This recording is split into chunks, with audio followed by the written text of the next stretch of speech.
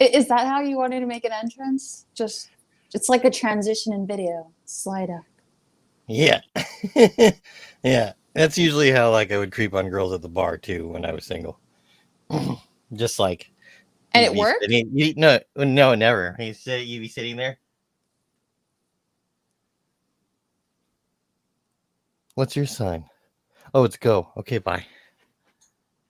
No. Well, you did it wrong. You should have been like, ma'am, is that Victoria's Secret you're wearing? And then you would have, you would have gone to jail, and that would have been fun too. Uh-oh. Stefan, we can't hear you suddenly. Oh, no. Oh, there we go. The boy's gone mute. Oh, damn okay. it. For a second, I was mute. Yes. I said Back too early for the joke.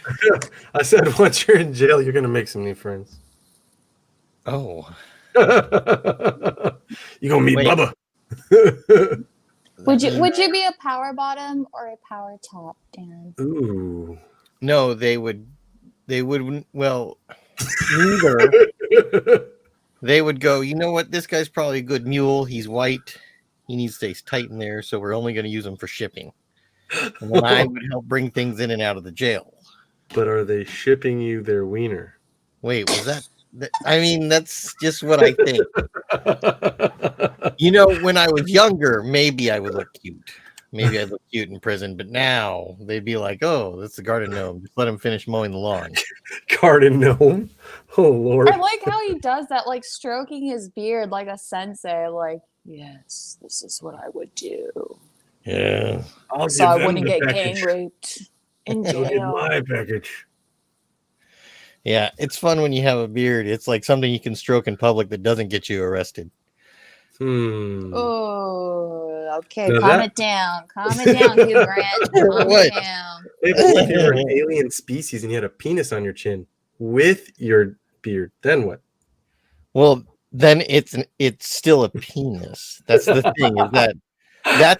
That's the thing that can't be out. So that alien's face would be illegal, and then we'd have this weird civil dispute on our hands. You're like, it's my freedom to show off my beard. But sir, what's under your beard? Leave it alone, you pervert. How did this conversation go from video transition to ding dongs? So how's everybody doing? How's everybody going? I was starting to think snack cakes when you said ding dong, though. Like, that's my association. See, quick change of pace there. Ding dongs, ho hos, cupcakes, so nice. Pop tarts. Yeah. So how's everybody's week going? It's weird. It's weird. Can you believe the statistic right now for COVID is it's one in three, right? Is that what it's now as of today? It's 1 in 3 that have COVID. I can't say where I work, but let's just say that where I work had to take extra precautions for tomorrow and tell everyone to work from home because of a couple people that were tested positive. Now, luckily, we're a 3-building, business. And so I wasn't in that building, but I don't know which of my friends were. It's like, oof. So it's weird. It's real stuff. It's strange that there are people that may not still be taking it seriously.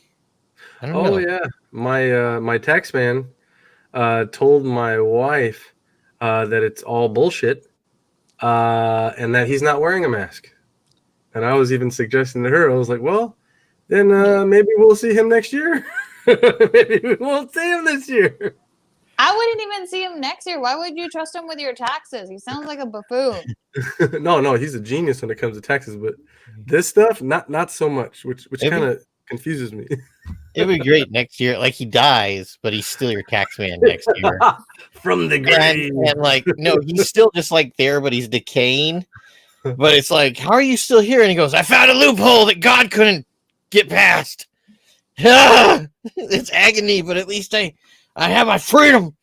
It's like a crypt keeper, but with a that was with sorry, one of those flags on his head.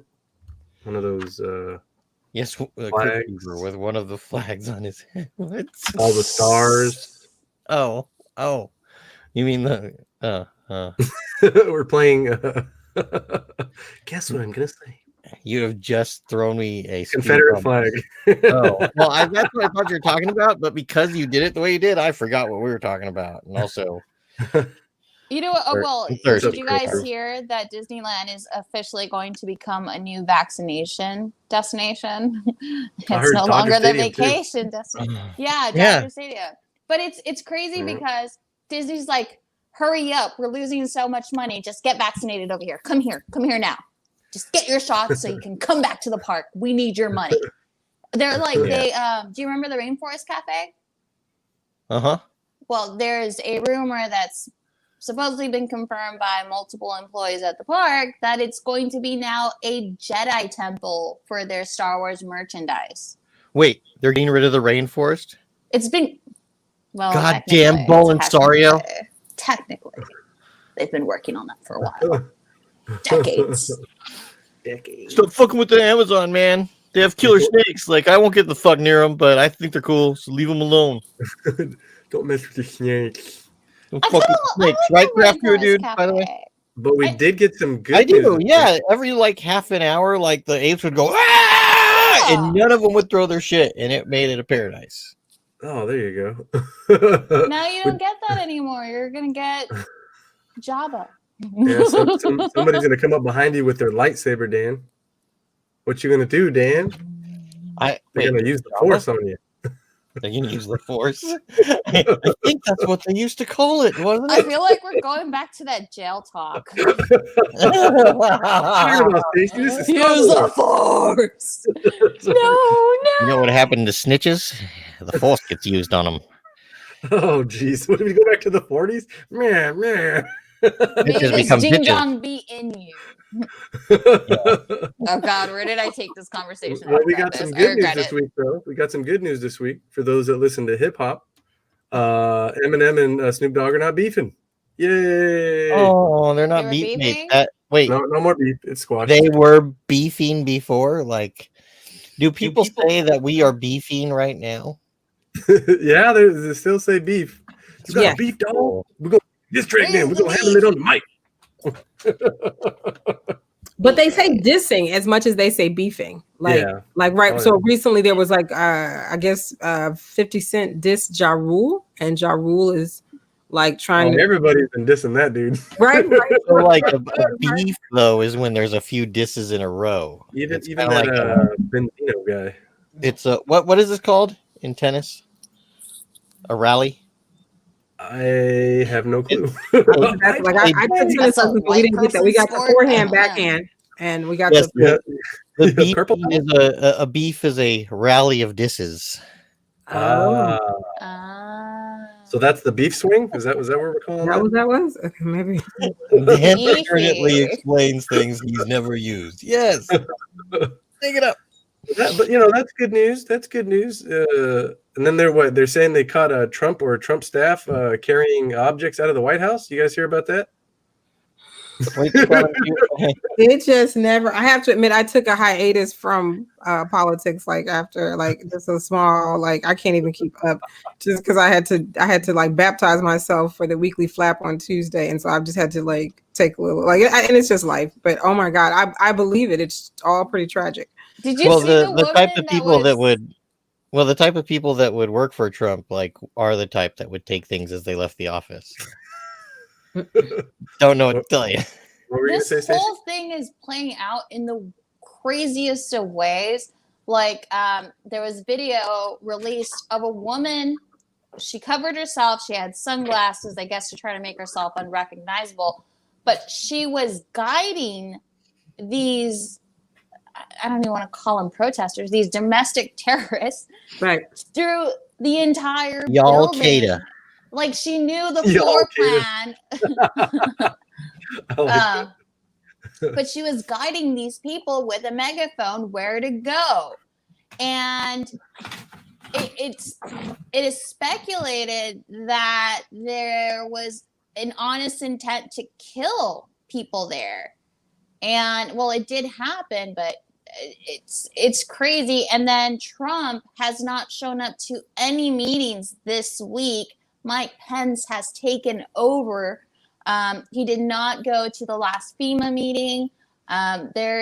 He's basically like, I'm done. I'm checking out. Screw you guys. You guys are turning on me. And he should. Like I was fussing because I was just like, the first impeachment, I don't even see how, like, I feel like if not I feel like, because there's the facts and what I'm thinking, or what I know rather. And so the impeachment from a year and a half ago or whenever that was, to top of last year, end of the previous year, like I was just like, well, what did it do? Because what does it really do? But I did learn that, and then now that because they're like, he'll be the first president impeached twice. But I was like, well, was he really impeached once? Like, does it count if only the House passed the resolution? Like, but accordingly this time, like, because I don't see how it's going to pass the Senate. Like, I feel like the media, the news media, the political news media is like messing with us, because ultimately it still doesn't mean removal from office.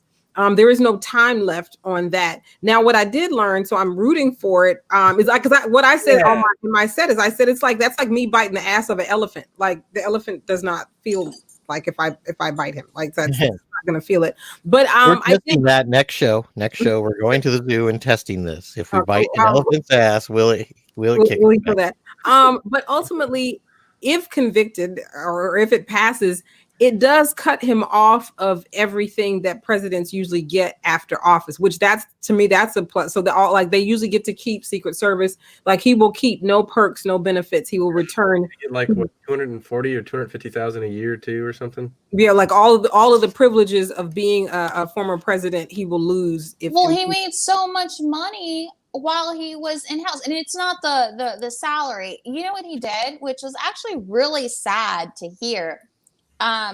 Ivanka and her husband, they have Secret Service privileges. What they did was they billed the White House $100,000. I'm not sure if it was annually, but I'm not sure, because they refused to let Secret Service use the restrooms in their house. They had, I think, 6 restrooms and a half. They had 6 restrooms. And they refused to let Secret Service use any of them. They had to pay their neighbors, and their neighbors rented out a restroom for Secret Service, and that's where that money went. Wow, that's just that tells me that he got a mental problem. Like, right there, like, he should be impeached just because of that. And that would be a great Ed and Eddie episode. Oh my Lord! like Ed is like, oh, we can bring them a whole bunch of those porta potties and then have them charge like $1 per use. We're gonna make tons of money, Eddie. I know, Ed. I love that show. So they were also saying. I mean, it's nothing new that. Oh no, it's okay. Go ahead. And it just said, I mean, it's nothing new, though. I mean, remember, every time Trump would go out, if there was a Trump property available, they would go ahead and have everyone stay at Trump properties, and then they would bill the White House as well. So it's nothing new. They've been doing this for the past 4 years. So it's not surprising. The other thing they were saying, and I don't know if it's 100% true, maybe you guys can confirm it, but if he gets impeached, he can't run in 2024. That's what they said. They're doing that for that reason. That's the main thing. Thank you for that. That's the part I really forgot. That's the most important part right there, that he cannot run for office again. But I don't think he can run for office. And literally, they will hobble him at the knees. Yeah. So, I mean, if he can't, I think that's the biggest, our biggest prayer is that right there, that he cannot run for public office, because he won't be able to run, but he won't be able to run for any public office. There you go. So we're loving that. So the first thing we're going to talk about before we bring on our first guest is how did we title this again? Oops, sorry. Actors' performances that went beyond expectations in a good way. Now, we have talked about some of this before, because I was thinking about it when putting my list together, and I'm like, oh shit, I've already said some of these things. But Michael Keaton's Batman. Okay. Anybody else remember, like, going when you heard Michael Keaton was going to be Batman? You're like, what the? I remember when I saw it, because like George Clooney's Batman, I was excited because I love George Clooney, but I remember Michael Keaton as Batman. I'm just trying to remember. I don't know. I mean, I think we probably all thought the same thing because up to that point, he's a lot more comedy than anything, and he's an incredible talent. Like he's an incredible. But he's not known as a large, buff, dashing right. The comic book image of right. And somehow he pulled it off. Mr. Mom. But he pulled it off, though. He did. And with his delivery of the lines, especially that one when they're looking at when he pretends not to be Bruce Wayne before to keep what's her face? Kim Basinger. Sorry. And then I cannot remember. At the armor room, like he's like, "Oh yeah, I'm Bruce Wayne." And she looks at him and he gives her the face, like, "Yeah, I lied to you earlier." It was just hilarious. Anyway, go back and watch that part. It's great. I don't know. I would maybe say Beetlejuice was more of a a true commitment from Michael Keaton. And did you guys know that Beetlejuice technically only has 15 minutes in the entire movie? Like his screen time only adds up to 15 minutes. I did not know that. I just found out. Yeah, I believe, but he's a funny guy. I think Beetlejuice, to me, comedy horror is because at the core of it, he's still a comedic actor. But to pull off a superhero and make us believe it, I think is head and shoulders above what anybody believed of him at the time. Definitely because I don't remember what year it came out, but that was a while ago. And at that time, I don't know if Beetlejuice had even happened when Michael Keaton's Batman was out. But we certainly, as a Michael Keaton fan, we certainly were like, okay, how's that supposed to go? It's a great movie. I think the fourth time I watched it, I was with like one of my girlfriends and her parents, and her dad was named Charles. Okay. In charge? And we were watching the movie. So the next day when I came to pick up his daughter, I knocked on the door. He answered. I go, "We come for your daughter, Chuck." From the movie. And he's like, don't ever do that again. Please. They let you come back? Oh. Good one. I got good grades. That meant a lot in that circle. Okay, so like, let me in. Those who are watching from the circle know. So what's it called? I've already mentioned this before. Sean Hayes as Larry in the Three Stooges movie. I didn't watch Now, not the best movie in the world. You're right. But Will Sasso did a great job as Curly. That was amazing. I was blown away because I was like, when you picture Larry, you're like, well, who can ever capture that again? That guy's a living cartoon. Well, Sean Hayes actually did Larry. Perfect. If you ever get to go watch it, but go back and watch it. Sean Hayes does the voice. He does the faces. He can pull it off. Slightly less ugly, but then again, a newer actor. They've been making them better every decade. Sean to me will always be Jack. I know. And that's the thing is you see that and then you see him do Larry, from Larry, Moe, and Curly, of course, because things with Shemp are kind of not as good. Everyone knows that. You said actors who have outstanding performances. Above what we expected, not just outstanding, but above what was expected. Yeah, for me, I would say Heath Ledger as the Joker. Yeah. Previous to that, we had Jack Nicholson, and Jack Nicholson's one of my favorite actors of all time. Witches of Eastwick, Wolf, The Shining. He's done so many damn good movies. Easy Rider, Wonderful of the Cuckoo's Nest, which is fucking amazing. Heath Ledger taking the mantle and playing Joker was amazing. Sad he had to go because to have him, if he would have came back, man. Ooh. Yeah. Well, actually, I agree because that actually was more surprising for me too than seeing Joaquin Phoenix do the Joker because I'm like that guy's already. I already know Joaquin Phoenix is doing a bunch of like awesome stuff. I was saying, and so did Heath Ledger, but not the same kind of dark stuff as Joaquin Phoenix has. So I was like, okay, Joaquin Phoenix is going to be great. But Heath Ledger was a surprise. Sorry, what was that, Dana? Oh, no, Joaquin Phoenix is so intense. He's like a masterclass to watch. But Heath Ledger was certainly, but honestly, to me, that whole Batman, because I remember when we heard that Christian Bale was going to be Batman, like I was just kind of like, because at that time, this was like pre-Oscar Christian Bale. So I think I'm looks like I'm getting my dates wrong tonight, but so I was actually surprised at how great, or excited rather about how great Christian Bale pulled it off. I mean, I know he's wearing a mask, but there was just a whole thing.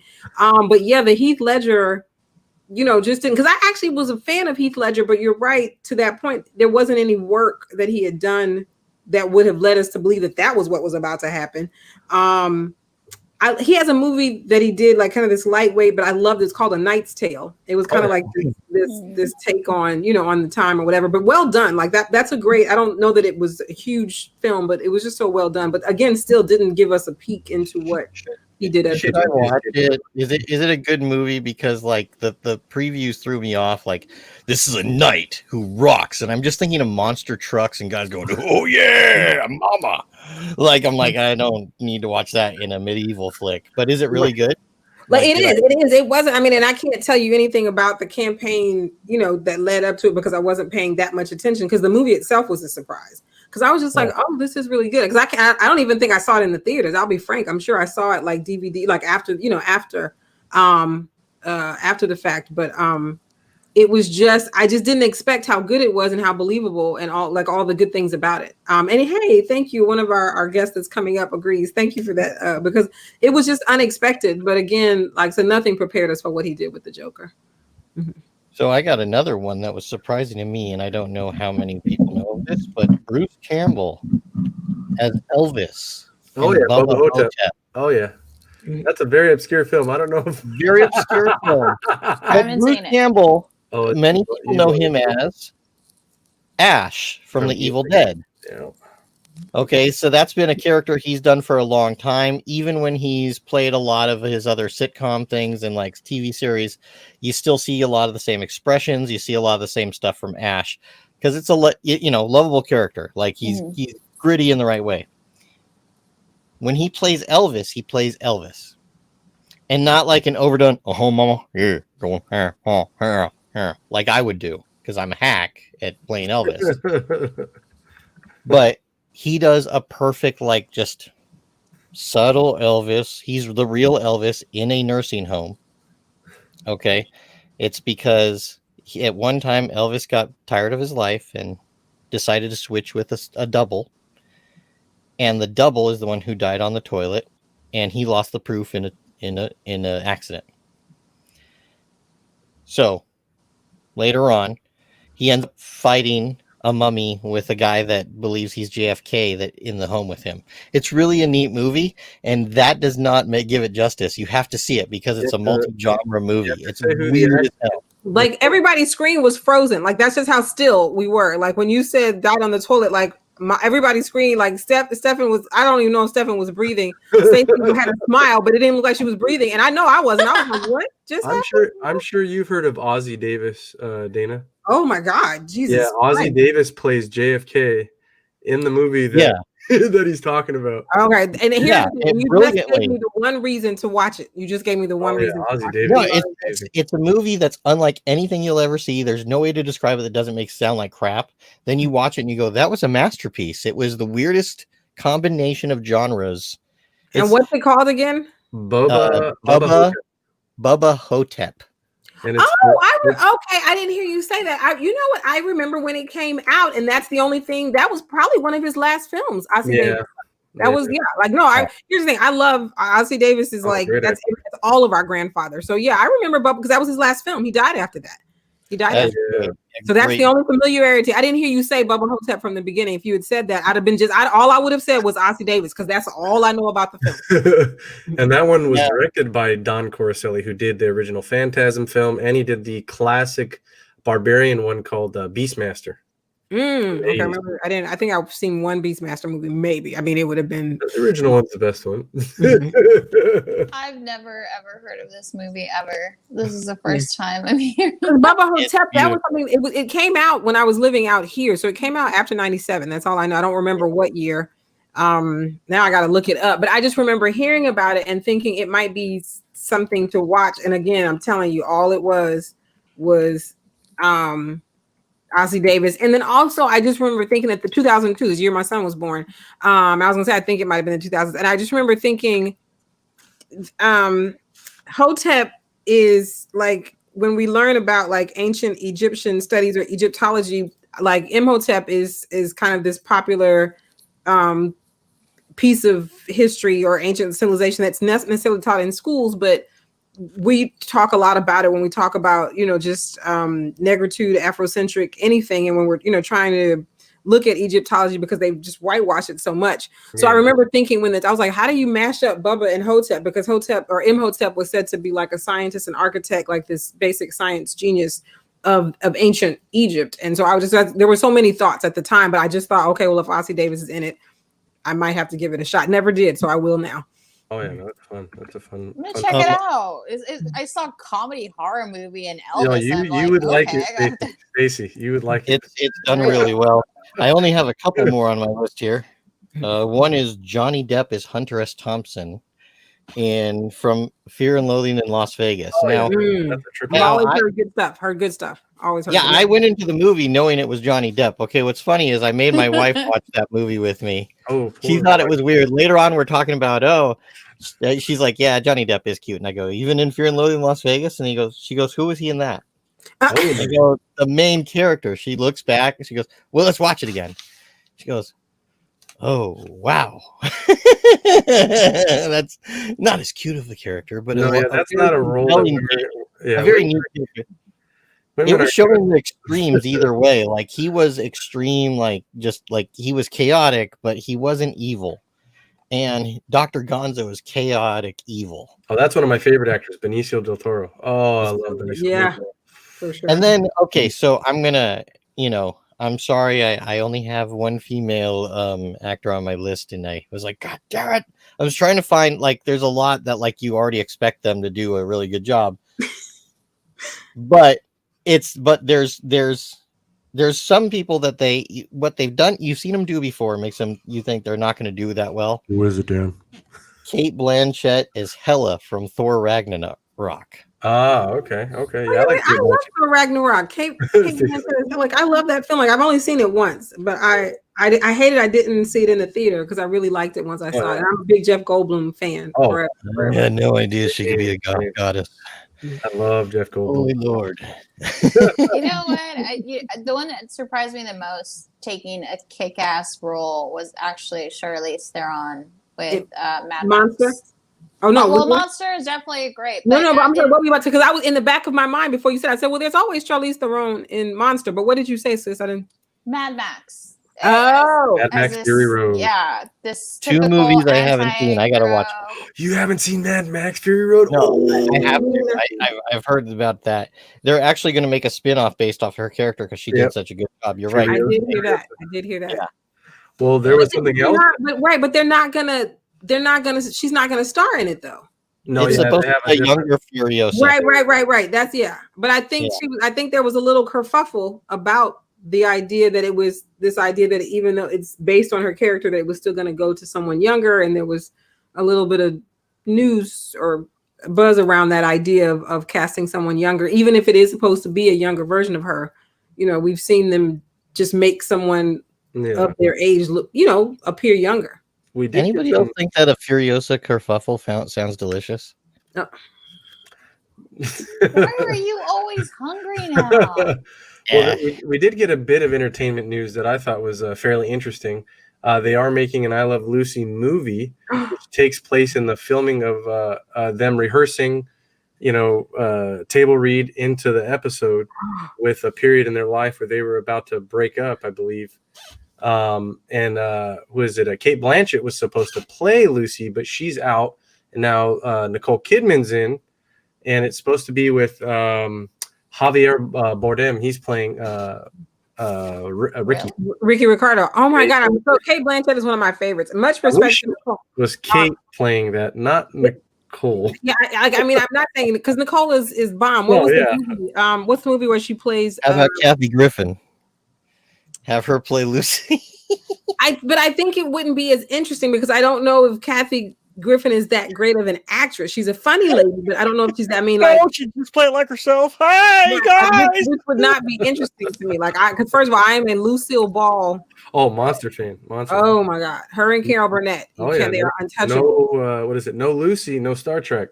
If it wasn't for her, so that's Wait, what?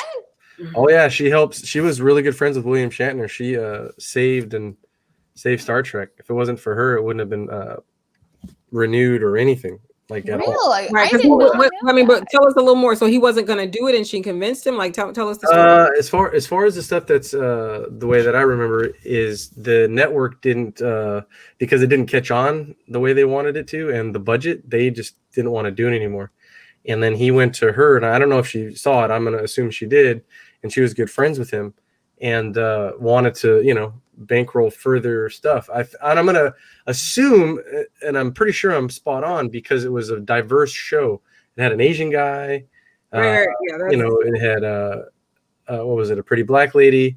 It had, who was people don't know, but Gene Roddenberry, who created Star Trek, Uhura was his mistress. Like, people don't know that. Okay. I just found that out in the last 3 or 4 years. But like, she was his muse. He was very married, and she was the muse. And she, Very married. That's the actress that sang. Yes, I'm trying to not Denise Nick. What is this woman's name? I'm feeling some kind of way because I don't.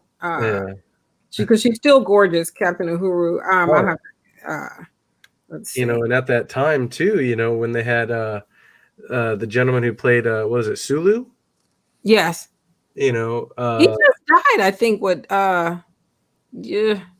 I can't think. He died recently. I believe. Like, I just remember something in the news. But yeah, I watched it. I watched it as a kid. Yeah, him and William didn't get along because he found out that he was gay, which is tragic. Oh, very wow. tragic. Very All I tragic. hear is negative things about William. Yeah, That's all I've heard for years and years, and I'm like, oh yeah, he yeah. Oh, this guy make it in the industry. He seems horrible. I don't know. He's been a working I could be person. definitely wrong, but that's all I hear all the time. Oh no, yeah. Another group Nichelle Nichols. I knew it was Nichols. Nichelle Nichols. George Takei. Thank George you, Takei. Heather. George Takei, and he is alive. He's still living. I think. Yeah, George I was about to say, Takei. what? Yes. I should know his name too. Damn it, I'm part Japanese. Yes. Yeah, You should know George Takei. Yes, Oh, you should. what does he say? What's his little tagline he has? Oh yeah. No, her name is LaRouche Blanche. Okay, so just look that up. Anyway. Oh, it's oh my. See, thank you. Saved us again. He has that Thank Count you, Heather. Dracula Oh laugh. my. Oh my. So yes. good. So many memories of watching. I didn't watch it just super well, but I watched it because it was it was what we had at that time. Scotty. Oh my god. And one other thing to bring up is it was like Monty Python actually had a lot of their films bankrolled by like British rock stars like the Beatles, Led Zeppelin, Pink Floyd, Genesis, Jethro Tull. Like they all pitched in money for things like Monty Python Holy Grail. It was George Harrison that gave a bunch of money to make Life of Brian because he just wanted to see it. He's like, I just want to see you guys make this thing. And that happens. Two legendary comedy movies. All right, so now, so Desi Lu was a producer. They were one of the producing companies on Star Trek. Oh, there you go. And that's how. So and if you guys know, we have a guest I know that's coming in. So just you guys know that it's because of the Lucille Ball show that we even have syndication. That syndication exists because they created it with their split deal. So out of their deal, Desi Lu, out of their company, I had to look it up because I was like, I've studied TV. This is what they were way ahead of their time. Yeah, exactly. Oh my God. Really. they should have named it after Lucille instead of Cindy. No, I have to admit that's a good one. I agree. Like I was like, to me, you don't even know if you don't study television, then you don't know that incredible history, that incredible chunk of history, like about Lucille Ball and her husband, and about Ricky Ricardo. Like just first of all, we all love them. Anyway, so much good stuff. So amazing. All right. You guys want to bring up our next guest? Yes, please. Yes. Am I doing the honors? Yes. Oh. So we have an incredible, talented actress who is actually a director too. Her name is Luciana, and Luciana, don't get mad at me. I cannot pronounce your last name correctly, so you're going to correct me before I botch it. But please welcome this incredibly talented, beautiful woman, Stefan. So I'm not gonna mess it up, but I'm gonna make Stefan mess it up. I see how that. Hello. Hi, can you guys see me? No. No. No, you are broadcasting from the abyss. That's weird, guys. My camera was just on 2 minutes ago. Bottom of the tunnel. You have to remove the tape. There's no tape. he's just joshing you. He's just messing around. I don't Yeah, know what happened. I think Oh no! Does he have the button on the bottom? Yeah, I click on the camera button, but it's been on. I was on backstage. I could see it. I'm not sure what happened. Oh no, guys, we're officially having technical difficulties. It's okay. We will figure it out shortly. if you hit that middle cam mic button, I don't know. Did you already find that though? I did press every cam button on my end. Maybe Stefan is on your end. Let me see. I'm looking for the button. That's why I'm not sitting up. No. Looking for the button. I'm looking for the button. I'm looking for something and I'm bitter because I can't find it. And so I apologize, guys. No, it doesn't give me any authority to do anything. I mean, the funny thing is, says that everyone can see me and hear me, but that's not happening. Are you on a Mac or a PC? I'm on an iPad. Wait, you shouldn't. Okay, wow. Sorry, guys, for everyone watching live. Right. Gotta move the thumb. No. Maybe. How about if you close the browser and then re-enter? Right. And then maybe that will help.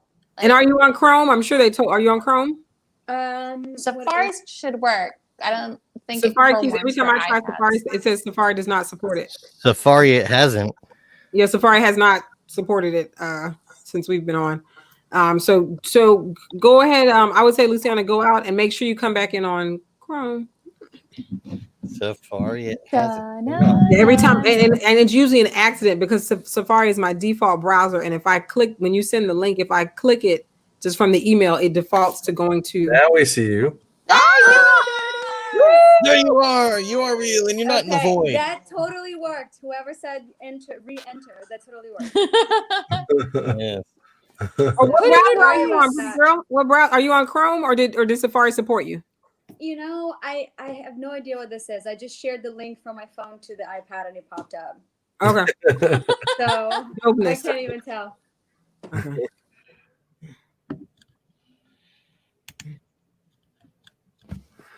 But here I am. Yay! Yeah. I've been having some coffee, so I'm still alive. It's only 9, but Corona times is basically midnight. Yeah. Are you from Los Angeles by chance? I'm actually from Brazil. I grew up in Brazil, and then I was in New York for about 12 years, and been in LA for 5 now. This is going to be my 6th LA year. So, well, what a year. What are you? So let's see.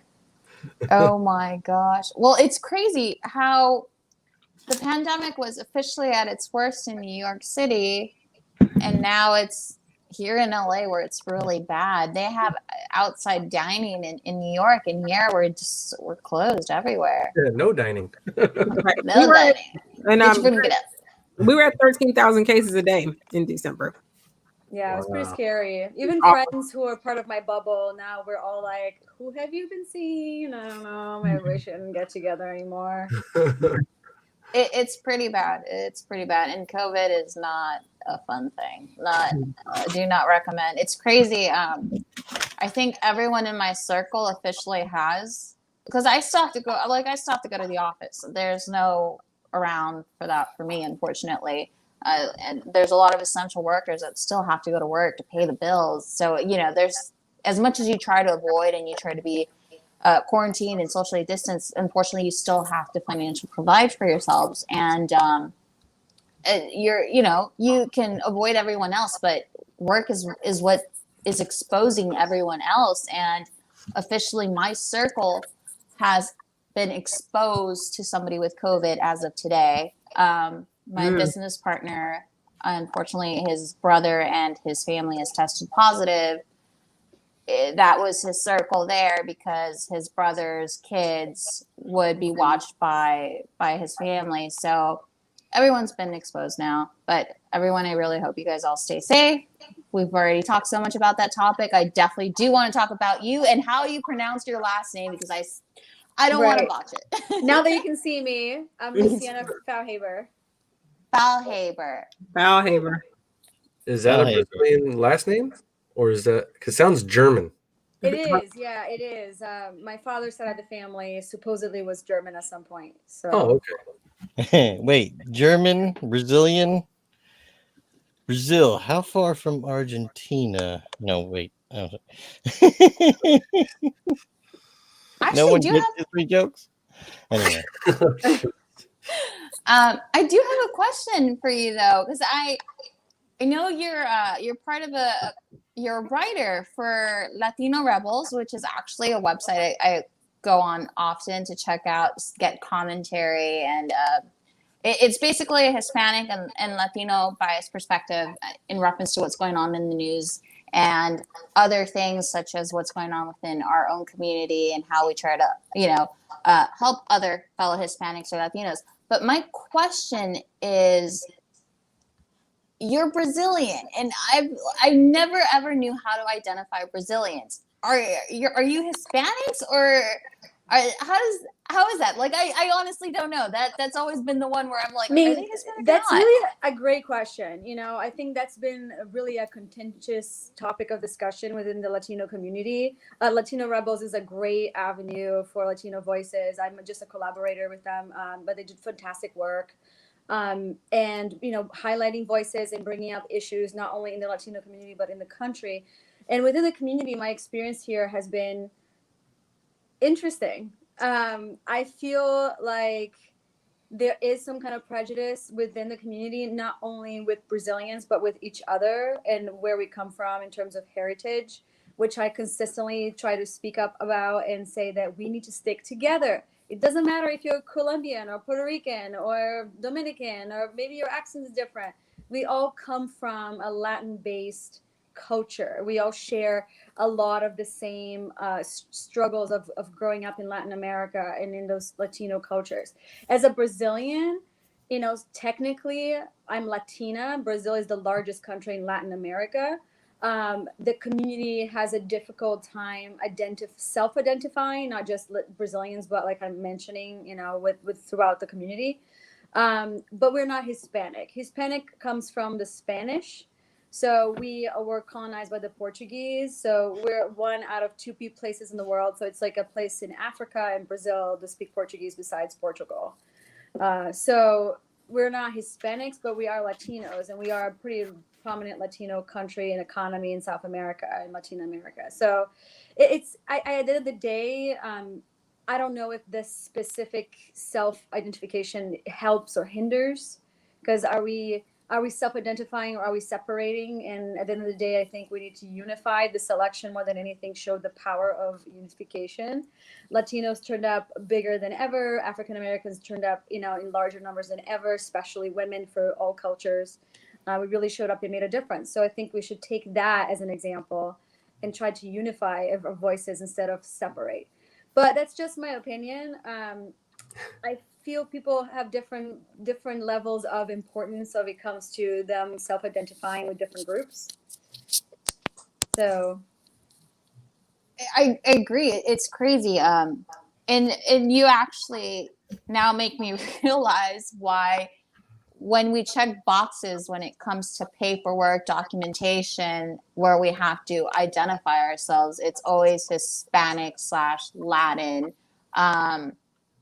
Or it's either or. And I've always questioned why, or I'm half Salvadorian and half Guatemalan, but all I have to do is just click that box. The one that I feel my sister is half Mexican, half Salvadorian, and she's dark. She's very dark. Her dad's side of the family is very dark. Even my mom's side of the family, they have descendants, unfortunately, that also witnessed and went through slavery. So there's also the dark side of the family. And when it comes to filling in the boxes in the documentation, aside from you putting Hispanic/Latin, there's that one box where you put white or African American. And you're like, okay, why are you making this more complicated? Like, why do you need to know the color of our skin in order for us to further identify after you got our background? So I think that makes me curious. Like, how many of you are tempted when they have an other box with a line next to it to like put other and then like write in something like seahorse? Oh my! It sucks. I wish there was an other box because I don't want to identify. I mean, when I don't have any other option, a lot of them it's like it's either this or that. There's no other. There's non-applicable. It's this or that. And I'm like, why do I have to select white? I don't feel like I am white. There's like this identity crisis where what exactly am I supposed to? I know my sister deals with that a lot often where she feels conflicted, and she just turned 18 and she's doing paperwork, she's documenting. I'm like, I'm not white. I'm definitely not white. And she's proud of that. She's very proud of that. But to her, it's like, I don't feel like I belong in any of these categories. I'm confused as hell. Like, what do I do? Like, I don't want to put white. Like, I don't know. I think that's the biggest problem when it comes to being such in a mixed bag. Like, just give us other or non-applicable, or we don't freaking know. Like, give us that one box. Like, I don't know. An empty line, man. You can write what you want. I can at least identify as brown. Put brown at least. But I did want to talk to you about something that you've actually are doing in reference to bringing awareness to a very important topic that actually I absolutely praise you for. So like I mentioned before, you're not just an actress, you're a director as well, which is incredible. But you just directed a short film to bring awareness to the homeless problem that very much exists in the U.S. How did that happen? What brought you to do something like that? Well, I've been volunteering with the homeless for about 10 years now, in different capacities. So when, I always joke that projects and your art is like children. At some point, one of them really screams at you and then you can't ignore them. And that's the one that you give your most attention to. So I've had this short film with my partner, Javier Gomez. We've been writing it for a few years, but it never really clicked. We would always like go back to it and make changes and then kind of let it go and then go back to it and make changes. But it never really clicked. But last year, about this time in January, I read this article from the New York Times talking about a man in Chinatown that died during the snow of the year, and people apparently passed by his dead body for many days and didn't realize he was dead. And it really helped me, I think, boil down this idea of the homeless being visible, of them being present, but we try to not look at them, or we feel uncomfortable, or we feel bad, and and there's a lot of health, like mental health issues and drug abuse, and so you try to just like cross the street or something. So there's like this idea that we make them invisible because we ourselves can't handle that situation. So when I read that article, I realized what the story really was. So my partner Javier and I sat down and rewrote the story, and I was certain that was the story that we had to shoot. So we shot that film in New York at this time last year, just luckily right before the coronavirus shutdown. And when the shutdown happened, we had no idea how more relevant this was going to be now with the moratorium and people losing their jobs and families on the streets. In LA, like homelessness for females rose 30% into 2020, and that means children, it means families. So it's no longer an issue of the mental ill and the drug abuse. It's really an issue of economics and society. And now that we're losing our jobs, sorry, Spike, you're not in this interview. So when we start to lose, our jobs and our livelihoods, it's like, okay, what's next? Moratorium in LA is only until February 1st as of now, and New York is the same. So we'll find out what happens next. But stop. But we didn't realize how this was so much more relevant. So when the shutdown happened and we finished the short, my concern became, okay, I want people to see this and really understand what it is like to have a day in the life of the homeless. So these stories of Steve, which is the lead character, It was a true story we took from real events, and he meets this nurse, and her story is also someone we know who overcame homelessness. So we wanted to make it real instead of this whole like Hollywood happy ending perception of the homeless life. And at the same time, we didn't want someone who was, like dealing with addiction or dealing with mental illness, because there are so many people on the streets right now who are just out of luck. They just lost their job. So that, in LA, I read another article saying that how Uber drivers, like 30% of them live out of their cars in LA. It just puts it into perspective. Like it could literally be anybody. So once the film was finished, and coronavirus helped us with that, because all of a sudden the world was off and everybody had time. So I had a lot of very generous friends who donated their music, who helped us finish with the sound and the coloring, and just donated their time, which was just incredible, and I'm so grateful. And then it became, what is the right avenue for this? We wanted to be seen, and we wanted to be real, and we wanted to make an impact. And during my research for the film, I encountered this nonprofit organization called Invisible. Oh my God, you guys, I had too much coffee. Called Invisible People, and they do amazing mini documentaries and longer documentaries about real homeless people on the streets, and their true stories. And it's a fantastic work. They have an amazing reputation. And every year I run a little bit of a fundraiser for my birthday. Last year I raised money for ACLU, not even knowing that this year was going to be such a crazy political year. But then this year I decided to partner up with Invisible People and run a fundraiser with them, and trying to ask people who have always been so generous with me to extend that generosity to the people who really, really need it. So it's up on their channel now, only on their channel exclusively. It's called Homeless. We wanted to keep it simple and to the point. I won't tell you how the story ends, but it's very realistic, and we've been getting a lot of interesting feedback because of it. People love the fact that it doesn't have this sensationalized Hollywood happy ending kind of thing. But at the same time, we heard a lot of, oh, but it's sad. And my point is like, yeah, and we keep looking away. So what does that say about us? What does it say about us as people?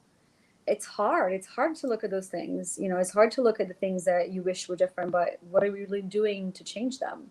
So that's the story of the short. And I think timing wise, it unfortunately ended up coming out at the time that it's even more relevant than we expected.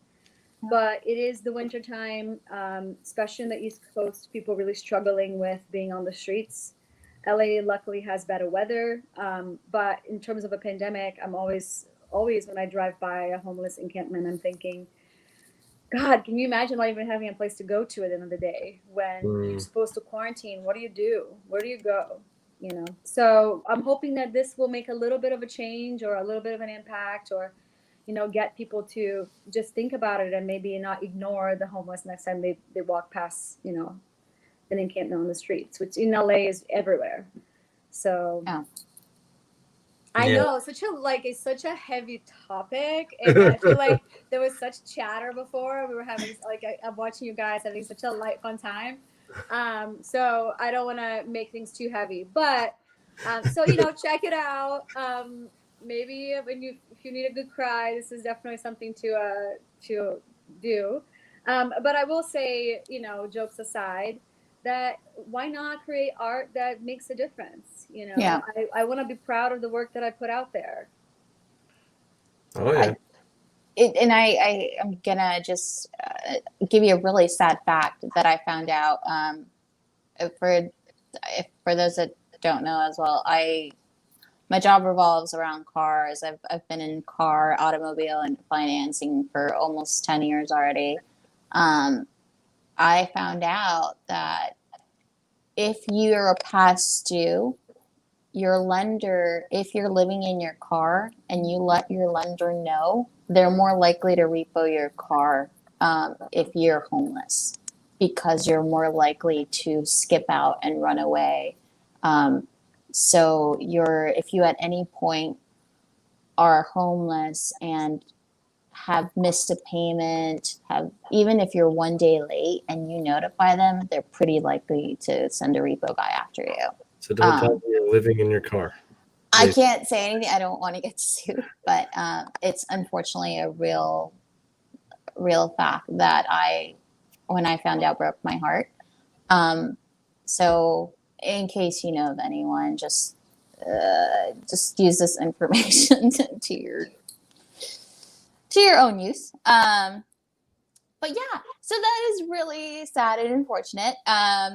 We're gonna drift from that because it's really a heartbreaking topic, and I do my own volunteer. I do because I grew up around Skid Row, so it always broke my heart. I always had direct contact with that.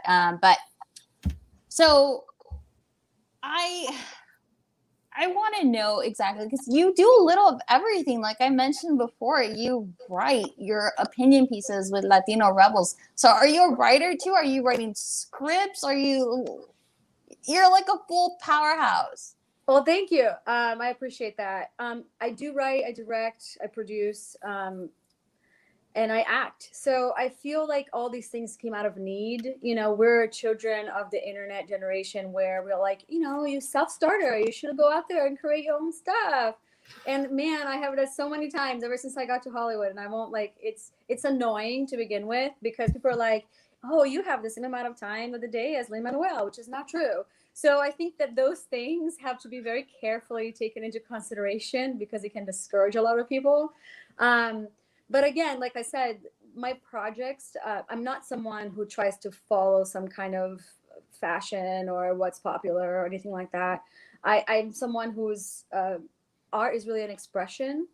And I feel both blessed and imprisoned by that. When things are fun and happy, like I'm all about the stuff that I create is all fun and happy. When I'm going through something sad or a breakup or something like that, it's all sad. It's like a Taylor Swift song, you're just like, I totally get it. Like I totally like here Tay my heart, it's like that.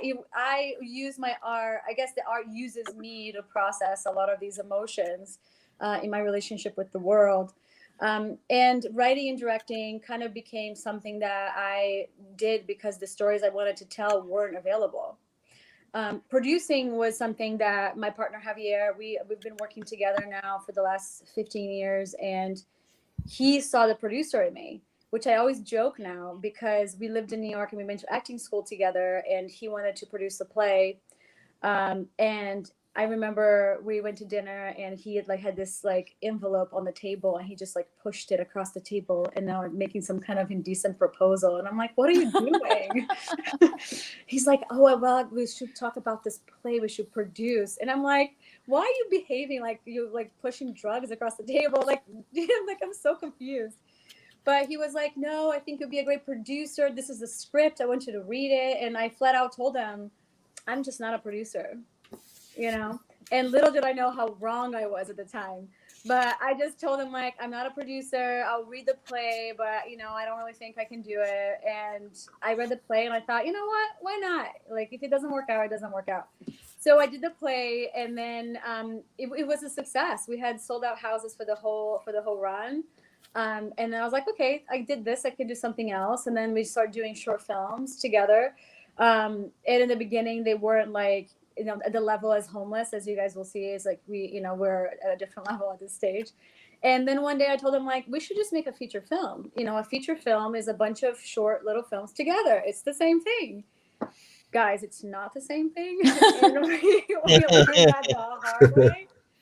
But what I love about Javier is that he never, he was the only person who said, okay, let's do it. And I was like, okay. So we ran a Kickstarter and we raised $50,000. That's the money we used to shoot this horror movie. And we chose horror because we are both children from Latin America who grew up watching scary movies, so we really loved it. But I read somewhere that it was a more forgiving genre. And in case, the film wasn't a masterpiece, you can figure it out as you go. So I thought, that's great. I should do that.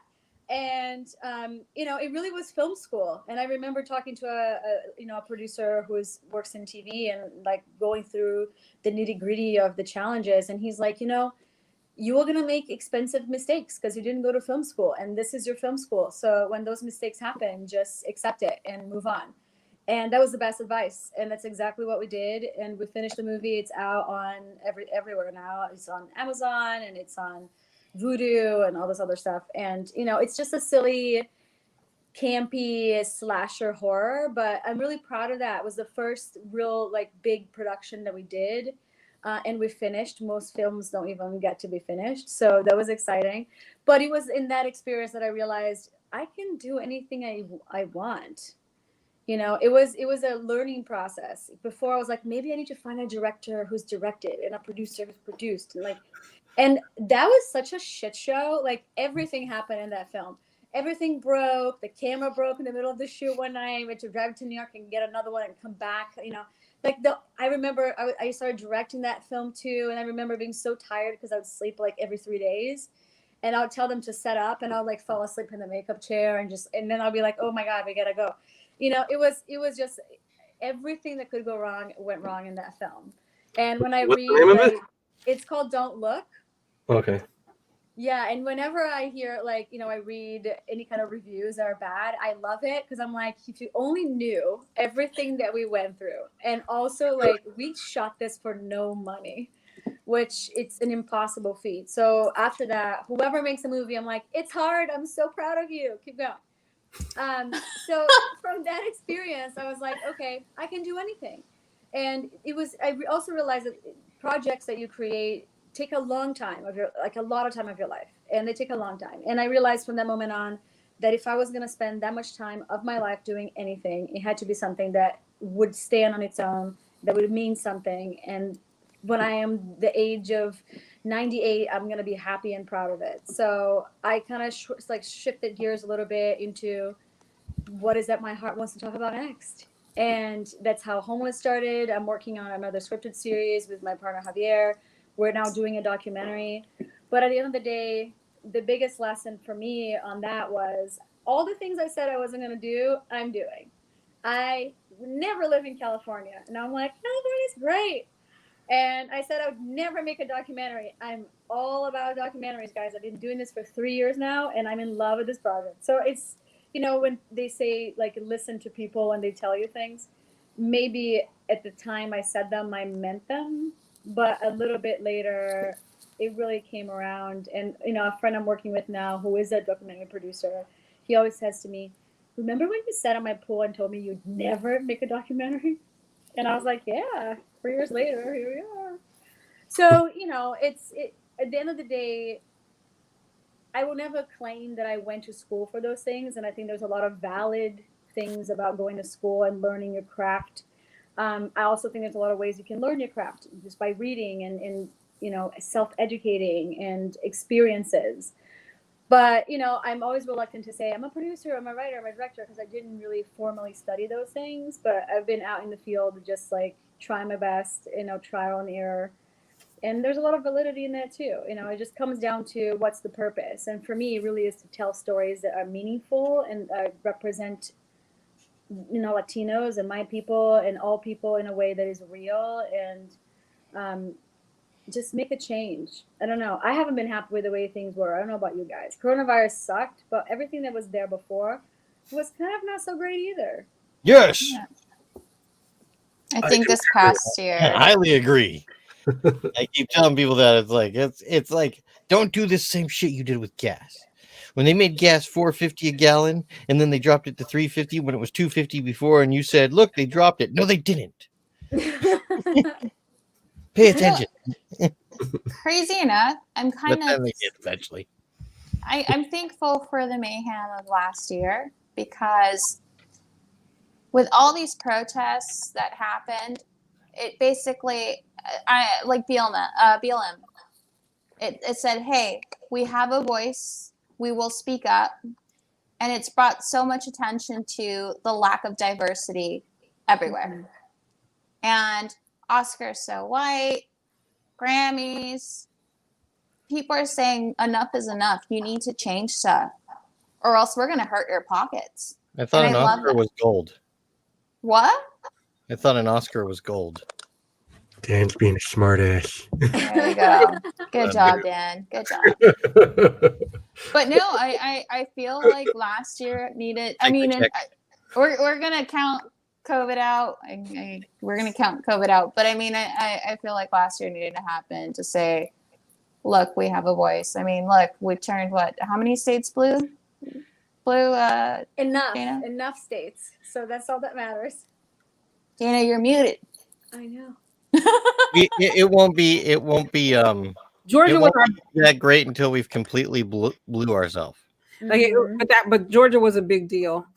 Georgia was a huge deal. And other states, I think, Pennsylvania had not traditionally been blue, so that was a big one. I think Michigan flips, but we certainly went blue. But I think, Georgia obviously stands tall as our biggest victory, but that we flipped a lot of states that that have known to, to go the other way. I'm still excited. I'm still excited. I honestly didn't realize how bad, and I was really naive, but I didn't realize how bad voter suppression was, and that was crazy. Yeah, I didn't know how bad it was in those states. It's horrible. I was like, whoa. Right, and it's I think it's still in Mississippi. It's a suppression issue and it's a districting issue. So Mississippi is certainly next. There was someone that should have won in this, I think, in the congressional race, Espy, but they're just gerrymandered to death. And Georgia's been in the news because when they had the Governor Kemp, Stacey Abrams race 2 years ago, that was the big, dumping to the tune of 15,000 folks, and he magically somehow won by 15,000 votes in spite of that. But I can't think of the documentary that's out there, speaking of docs, as a way to really, really get people informed and engaged. But yeah, and honestly, I didn't know. I feel like it's both. I didn't realize how bad voter suppression was, because we've always, as people of African American color or Black color, whatever we say these days, because we've always just felt like voter turnout was a huge problem. Even as someone who has been active and been an activist and an advocate, like since my college days, late 80s, it was always an issue of turnout. It was always an issue of voter education. It was always an issue of getting people registered. I didn't really know the extent to which voter suppression was still a real problem until in the last couple of decades, definitely the last decade, easily, where I've just seen it. But we're excited about the progress. And I think, to your guys' point, people sitting around, and it's what you said, Luciana, we can't look away anymore. Like being stuck inside. Stacey mentioned the BLM, but just again, everybody, now you're forced to look when you didn't have to look before. Right. Whatever it is, homelessness, issues of representation, yourself, right? Because I also know that as Latina people and African Americans, we've been having this representation conversation for a cool minute, but I feel like it's really taken hold, because people, and even without bolstering Me Too, people have just begun. They have to sit around and really see it, So we're excited about your work, Luciana, and just keep. We're with you. I mean, we're all filmmakers, comedians, and content creators on here, so. When one person gotta keep, I don't know about you guys, but I had that moment of the pandemic where I just sat and cried for like 2 weeks, and I realized how much I was running away. Like things would go wrong, or not as I would say, no, as I would like them to, not wrong. But then I would just be like, whatever, next to the next thing. What's the next busy thing I could do, not to focus on that? And so those first 2 weeks in March of last year, when we were like, what is going to happen to the world? Right. And I remember thinking, oh no. And it was that moment of having to force yourself to sit there and not go anywhere and address your issues and the things that you might have been either avoiding or pretending that we're not there. And it was pretty interesting to go through that experience. And I feel like a lot of people I know are going through that now as we get into that COVID tiredness. I don't know what they're calling COVID. What is it?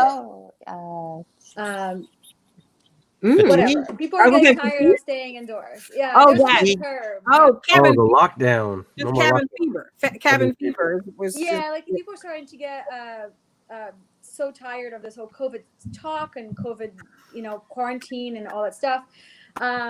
So people are starting to lose it a little bit again, because I think we're on things to change. But now, during the holidays, this holiday season, my family's in Brazil, so there was only one worse place to be at than California, and it's Brazil, so I couldn't go there. And yeah, it was hard, but at the same time, I'm like, well, if I go home, I put my elderly family in danger, or I only see them and then don't leave the house for like 2 weeks and then leave. And I was like, well, none of these options sound really great. So I ended up staying around, and and it was interesting. I went to see some friends I hadn't seen like from my college days. The people who are really like choosing family, and I went to see them because I felt like I really needed a family time. And I got there and they were all like losing their shits, crying, like so depressed, like having such a hard time. And I remember thinking like crying together, and thinking like, oh my God, I came to see you because I thought I needed you. And I realized how much you need me. And it was a moment of recognition of like, oh, we are all going through this together. So it's interesting.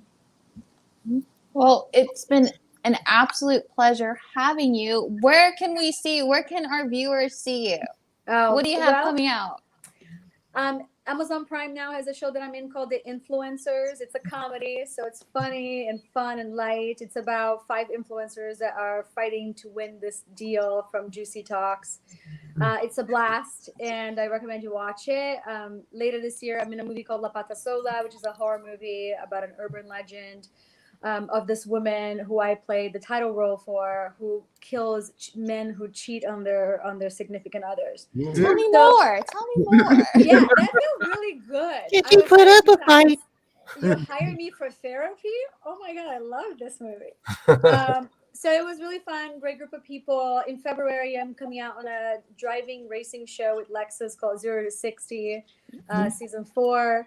Not gonna tell you who wins. D'Angelo Williams is one of the members of my team. It's a fun time. It's gonna be on the Lexus channel on YouTube, and like Stacey said, you can catch Homeless, available on Invisible People YouTube channel. And please leave a donation if you can. Definitely. I have some links out there if you guys want to check out her horror movie Don't Look on Amazon Prime and other streaming platforms. And I definitely have the link to the short film that she directed based off homelessness in order to bring awareness to the issue. Bring your Kleenex. If you want to cry, that's it. I was seeing how touching it was getting, so I was like, I'm gonna watch this when I don't have my eyelashes on because I don't want to lose my eyelashes. Good tip. We all know how long it takes to put them on, so I understand. Yes. That's funny. Takes me ages. Right. Thank you so much for joining us. We can't wait to have you again, okay? You have to come back. Thanks for having me. It was a pleasure anytime. Lucy. Woo! Thank you. Bye-bye. Woo! Such a great everything. Such a great inspiration. And just in so many ways, all her projects, awesomeness, and she has goals and dedication. Like, I can barely stick to anything. My ADHD does not let that happen. She probably does not have a dog or children. Yeah. You better stick to something if you have. She has a dog. She had a dog. Sure does. She has Spike, so that's right. She has a dog. I'll tell you, she's like a powerhouse. She's a powerhouse. Totally. But totally, it doesn't matter. Like, I feel because bring that energy here. I need it. Oh, no, your mic went on mute, Dana. She's having sound problems. Oh, there I go. I don't know what the thing is. She's awesome. She's awesome. Like, she does have a dog, and people with kids do fantastic stuff. So even if she had kids, I'm sure focus and determination is, I think that if I had kids, I would basically just do nothing and stay on the couch because I'd be so exhausted. it's that way. Definitely the first couple of years. I won't pretend like it's not. But it's So coming up right now, right. We have Ask Reddit of the week. Well, since we haven't done it in a while, I titled it "Ask Reddit of This Week." Here, show it up. There we go. Yay! All right. Yay! Yay! Yay! It's fun to do. All right, so let me just do the explaining of this one. Okay, I'm going to do this real quick. Okay, ready? And now my ex-girlfriend gave me the "it's not you, it's me" excuse. My response: George Costanza's word-for-word reply. Reddit.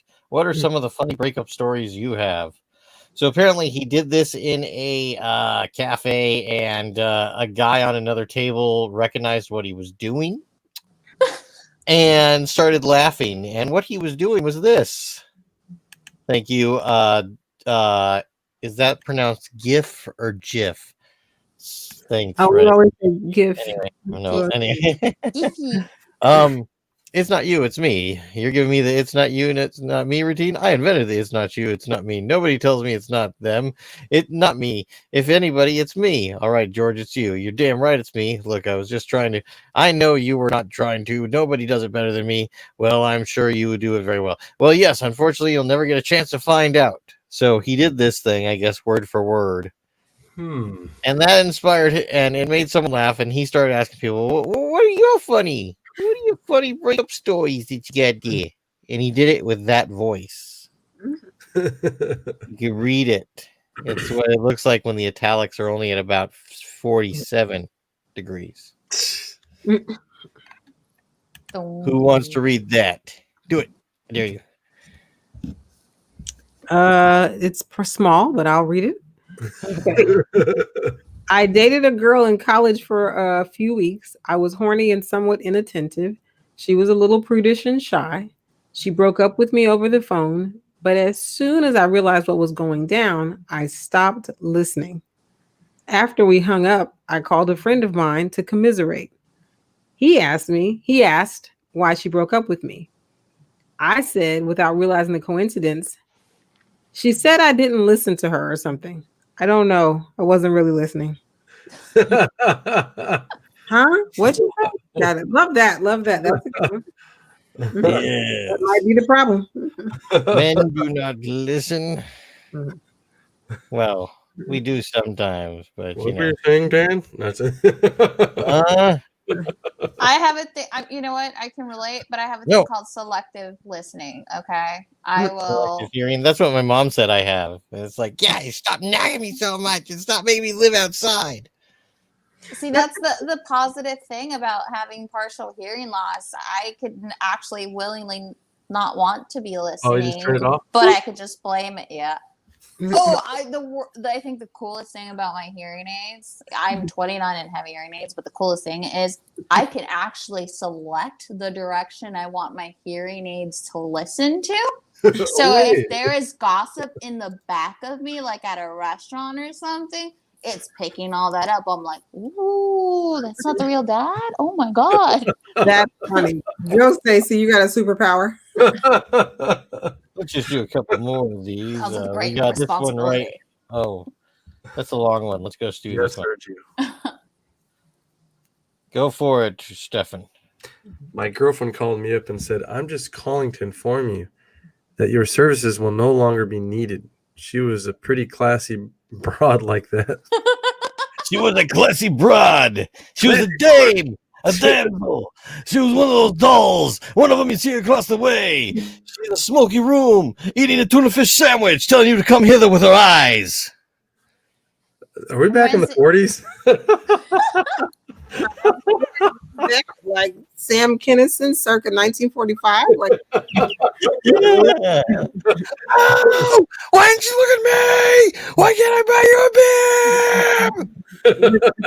I would love to break up with someone like using that GIF from The Devil Wears Prada, that Meryl Streep playing Miranda, where she's like, nah, that's enough. Go. It's like the perfect way to break up with somebody. I would totally break up with somebody like one that. of my favorite movies of all time. It's one of the greatest. I can watch the movie all the time. The devil actually used to wear Hugo Boss. Look that up later. Okay, so anyways, I'll just do the final one here. Stacy, read it. It's funny. I thought you were doing the final one. No, you do it. Fine. Do it in that voice. I once got broken up with via text. More specifically, my boyfriend sent a text message to the girl he wanted to fuck, telling her to text me, telling me I was dumped, and he didn't have enough credit to text me. What in the unlimited Nokia? texting? That's insane. That's dirty. You guys remember that's- where you had to put credit to yourself? Right. That's an old one. That's an old one. That's an old one. But that's a oldie but a goodie. I can't call you because my phone card ran out. Right. I have no more text. I have text. I can't text anymore this month. I can only send one text. We You have see, kill unlimited two data. birds with one stone. That's like crazy. It's hilarious. Two birds, with Remember, two stones and one bird. do you know how revolutionary it is to have unlimited data? That's like just as revolutionary for guys as when internet had started having porn. Like before that, you had to like go into seedy places. Like, oh shit! You had to go into seedy places and like talk to people and have human transactions. No. Do not forget Pee Wee Herman and why he was arrested. You didn't have to. You apparently just. He got arrested because he was famous. That was it, dude. Because there was stuff like that going on all there. Was it? Did he like? How did he get caught? How did they know it was him in a What dark was he? theater? What was he in his car? How did what was No, Oh, he was just at in a the- theater. He was in the It theater, and it's. Oh, that's I've right. also heard reports that there's Normal. cameras showing that he wasn't, that during the time he wasn't, it was inflammatory. But anyways, we don't want to go too far into detail about Pee Wee Herman's adventures. But they did a okay. skit on In Living Color with it with Jim Carrey. It was hilarious. The doll did a masturbation motion. Hilarious. Oh, all right. We're getting to the test. We have an amazing guest, don't we? Yes. Thank you. We have an amazing comedian with us. We're gonna bring her up right now. She's like, no. We have What am I walking into? Heather Rogue. Yes, welcome. Hello. And I'm unmuted. How's everyone doing? I'm going pretty good too. Like I've had a couple beers, Going and doing. So, Hey, Heather. but not while I'm on here. So It's good to be here. I was just shopping on Amazon for some hearing aids.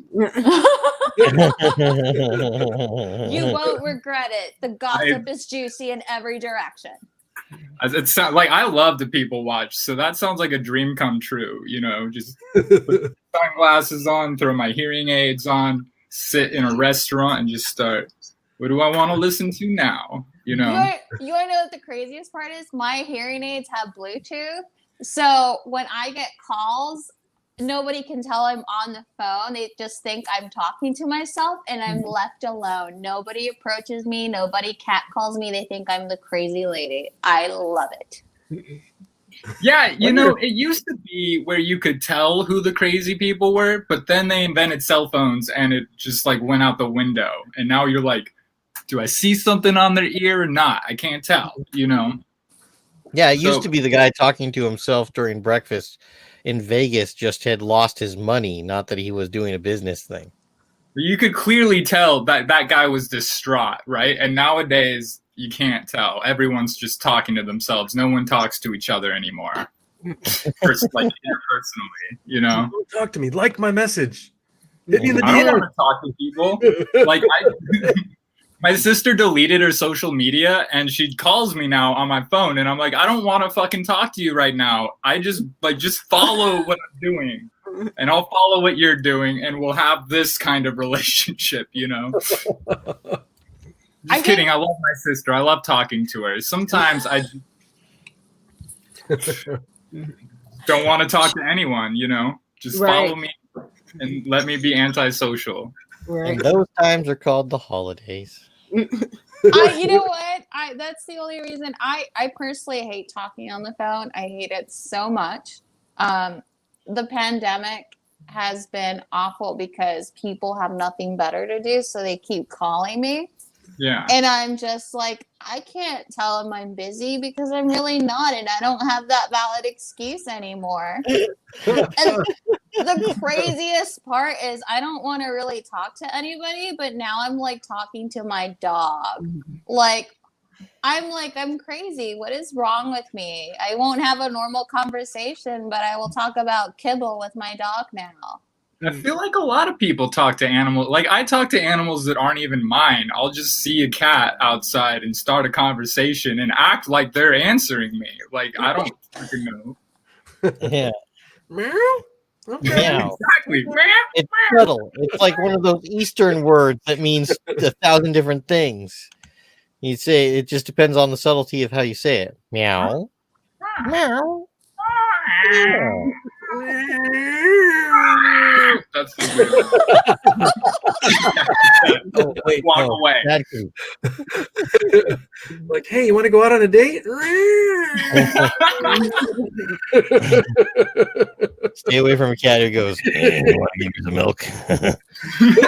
Imagine just some cheesy ass 40-year-old cat just like, what's up, baby? How are you doing today? Couldn't help but notice you from across the room. You're looking pretty fly. Licking his paws. That was pretty much the idea of Primus's Tommy the cat. Yeah, he was a Let me blues rub cat. my ears against you and get my scent glands all over you.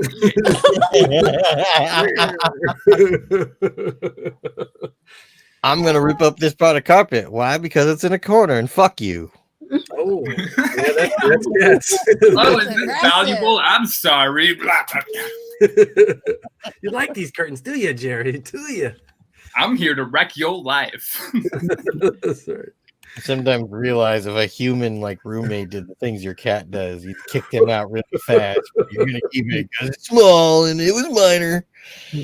Yeah, but you ever feel like you have a roommate that you expect them to at least be better than a cat, and then they still disappoint you? Yeah, I'm not talking about anyone here, but I hate it when my roommate uses the cat box. Oh, exactly. It's like we have a bathroom. You know. At least bury it. God damn it, Gary. so what drew you into stand-up comedy, Heather? Oh, we're getting into the questions now. Is that what we're doing? Good at Guess I'll good talk at about it. the transitions. So, a week before I turned 30 years old, I'm trying to do this with it. So, basically, a friend of mine killed himself. Super funny. And I was really distraught about it. And a friend of mine was like, let's go to an open mic. And I was like, why not? Fuck it. And I already did spoken word poetry. So I'm used to like standing up on stage. It's not like a big thing for me. And so I signed up for the open mic. I'm like, screw it. Worst that is going to happen is I'm going to bomb and not give a shit because fuck all of these people. And I didn't bomb. I actually did really well. And it was like, oh, that's cool. I'm going to keep doing it. But I didn't. Like I did maybe one show every like 3 months. I would find time to like go to an open mic. And so it wasn't really taking off for me immediately. And then Dave Chappelle released Sticks and Stones back in like August of 2019, I want to say. And that was, it kind of lit a fire underneath me where I was like, suddenly feeling like this isn't just something I like doing that I'm good at. This is like a calling, and I need to do this for the good of my community and society. And so it kind of drew me to, it's like I recognized like I have this skill to offer the world, and I'm going to offer it, you know? And so then I started going to open mics like 3-4 times a week. And it really never stopped until COVID happened. But even then, I got completely canceled by COVID. All my shows got canceled. But it's good. At least I didn't get canceled for something like sexual harassment. But you know, There's still time. There's still time. You're right. There's plenty of time to be canceled for my whole fucking life. But Oh God. But yeah, so yeah, COVID happened, but I you know, Zoom, like I can't turn it off now, so I still do open mics. I'm probably doing the least amount of comedy now than I've been doing since Sticks and Stones came out. Like I've been doing maybe 1 or 2 open mics a week and 1 show a week, and that's 1 or 2 shows a week, and that's about it. And that's like nothing for me. That's like me being depressed and like not being able to like go for it. You know what I mean? That's like me feeling demotivated in comedy right now. And I'm still here doing an interview. So, I mean. Fabulous. Heather, what show were we on? We were on a Dat Fan. What show were we on? We were on a show together. Oh, that's right. We were on Dat Fan together. I think it was Dat Fan. Yep. Yeah. Mm-hmm. That was fun, right? Dat Fan, interesting show. Yeah. And that was my first time ever seeing you. Just a lot of fun. Always fun on those shows. Always fun. Yeah, same. It was great. Yeah, it was great to see you. You were funny. Like I want to keep doing shows with you if I can. Oh my gosh, I would love it. I would love it. And stay with Dad. I'm on a Dad show Saturday. Mm-hmm. I'll hit him up again to do more shows soon. Mm-hmm. Like I said, I'm in kind of a depression mode. I've been doing my liar mics, and that's pretty much it. Right. That's good. Those are good mics. We just had Keith, and what's Keith's partner's name, you guys? Yeah, they were just here last week. So that's I feel like I'm late on the slopes getting to that mic. So yay. They already booked up. I got to it too late. Yeah. You gotta answer the email like within an hour if you want to slide. Oh, I know. It's so fast now. I was actually on the phone with my sister earlier today, and I got the email, and I was like, bitch, hold on. I gotta fucking take care of this real quick, or I'm not getting on the mic. And we're not talking about like for one, it's like for the whole 3 days in a row, they're like, they're booked up. And so I always miss it because I have an office job, but Well, I'm going to get on the email and see if I can get in there. So yay. There needs to be more late open mics, like, starting at 10 p.m. But, flappers every, 8:30 is not late enough for you, Dan? No, like that's good, but let's have another one at 10 p.m. at some point. Somebody do it. We'll have to start one. We'll have to get a group at least of 3 of us because we're gonna have to rotate days if people can't do. You want to at least doing one on Thursday that might also be connected. I don't know if it's going to be connected to Liar yet or not, but I'd like it to be because I don't have my own Zoom account, so I would need to backpack off of somebody. Well, let me know. I got one. I got a Zoom account. Oh yeah. Well, if you want me to host. If you start a mic and you want me to host one of the nights, I'm down. Oh yeah. Oh, we gonna talk. Cool. We gonna talk. We gotta get. There's a lot of has anybody heard of Rampantly? Like, there's these great. There's a couple of platforms. Like, so I found 2 platforms. I'm trying to, but I think Rampantly is through Wix. So you have to go through the Wix app to do it or something. So I'm trying to kind of untangle that. And then there's another one like Stand Up. Was it free stand-up comedy? Like I have to find it, but it was another platform that does the same thing, allows comics to come in and host mics through there. And Twitch has become, once you guys get the Zoom going, even though I know mics aren't necessarily shows, but there's just so many avenues. But there is some people that are doing their mic though through the Rampantly. Is it rampant.ly? Like I can't recall. Like I know what you're talking. I did a couple of their mics. I would they're awesome. Just make sure for anybody listening, if you're going to do the Rampantly mics, make sure you have a window of time. These are not like 5 people. Right. Mics. That's what I saw. But I was shouting it out as something that you guys. I didn't mean to cut you off. I apologize. As you and Heather, like that's maybe an avenue for doing. Bring your beer. Right. Bring your beer, your breakfast, your lunch, and your dinner. Sounds like bring all your snacks, bring everything. Yeah. And bring 7 hot dogs, not just 5. 7 hot dogs. And the porta potty. I think if you can keep it under like, what would you say, Heather? Under 13 at 5 minutes? Because under 13 comics at 5 minutes. Yeah. What are you talking about? Like, what do you think is the biggest number, or anybody? What do you think? Honestly, it just depends on what you're trying to do. But 10 comics, 5 minutes, because that's 50 minutes of a solid mic. And that's and the worst you want to do is to get up to 12 because that's 60. But you got to know you're going to run 10 or 15 minutes over, so you run into about an hour and 15 between the in betweens, introductions, and getting things open. But 10 comics out of fairness and love, because you also, I think what's important about even open mics, something that I've started to take advantage of is learning how to do good callbacks. Like that's, to me, that is a skill within the skill. Like a really, and to me, when you get so many people on a mic, and it's no diss because we all need somewhere to go, you can't like the rules, whatever the rules are. You can't do a callback off of the early comics because by the time they get to you, nobody's gonna remember what the fuck they said. You know what I'm saying? There's all these things. So I mean, I kind of like I agree that that's a bad idea generally, in general principle, but it depends. So some things that are early in the show are going to stick in people's minds, and then you can, especially if like the host already tagged it, then it just like is reinforced enough that you can then hit it again. But that's what I've been doing in mics lately is almost pure callbacks, because there's no experiences for me to draw upon to write new jokes. I'm just like, I'm putting myself at the end of the list and just like pretty much like sitting there writing callbacks the whole time until I go up, and then I'll maybe throw in 2 like jokes that aren't callbacks and like riff in between, and that's been my last 3 weeks.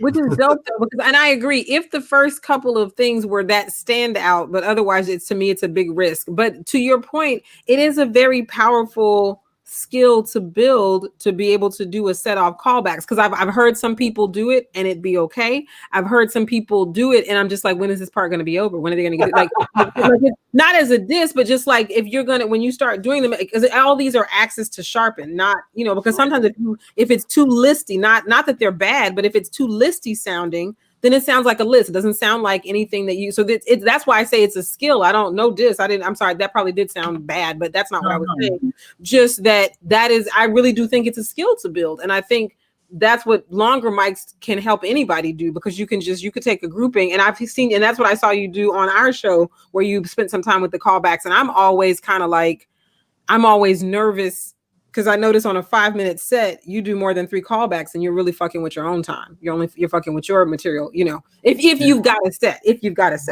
Right. And that's the thing though, is like lately I haven't had a set, and it's let me, like I have I have my type 5, I have got a type 15 if I want it.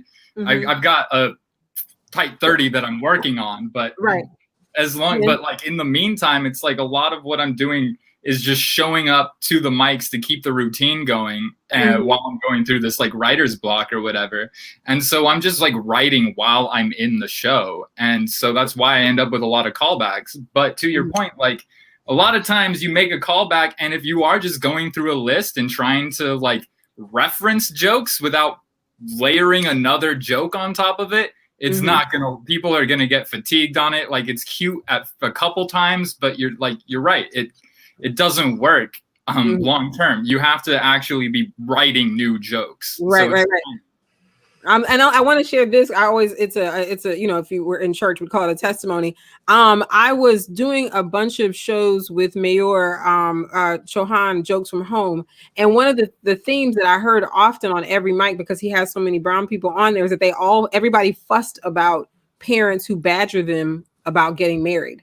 Like, I swear, if I had money for every time a South Asian, Indian comic complained about their parents harassing them. So the callback that I started building was that, my dad has never asked me. No one has ever harassed me about getting married. And interestingly enough, Heather, like there was. Maybe they think you're gay. I don't know. Sorry. I was about to say, must be nice. No. But it's okay. So, funny, Heather, it's also very funny that you should say that. I have something I want to share, but I want to make sure I don't want to ever be offensive. But what ended up happening in terms of that callback is I was able to build. I ended up having some bits that I wanted to work, and because of that callback, I was able to build a whole bit that was started out with the "I'm so single." And then it eventually ends with, my dad has never asked me to get married. And that it ended up that the callback helps me build a bit. And so that's why I think that that callback thing is a skill.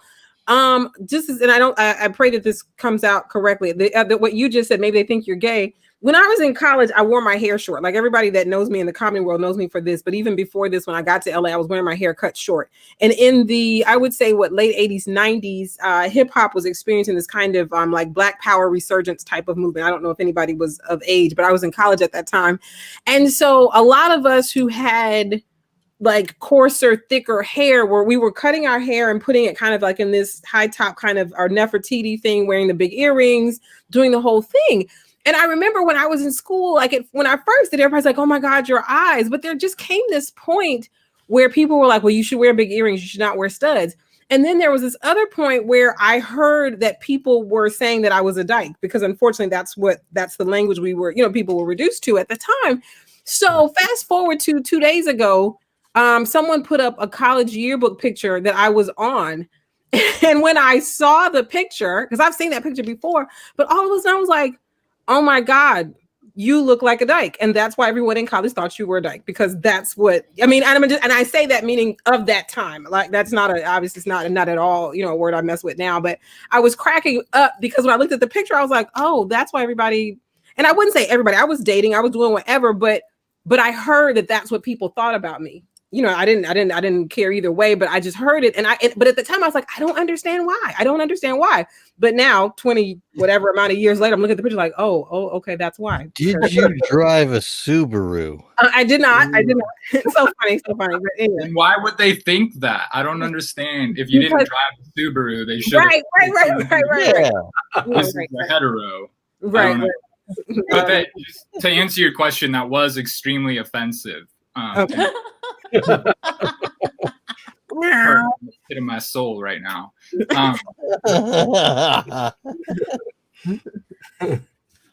I'm zipping my lips because I. So, who are some of your favorite comedians? Or I know you named one, Dave Chappelle. Is there any other comedians that you feel have influenced your style or technique? Yeah. Really look up to? Yeah. So my comedic influences, right? So yeah, Dave Chappelle is an influence. He used to be one of my favorites back his first two specials, like after the Chappelle Show, talking about the kid on the corner selling drugs, talking about the guy masturbating in the bus. Like, everybody loves those.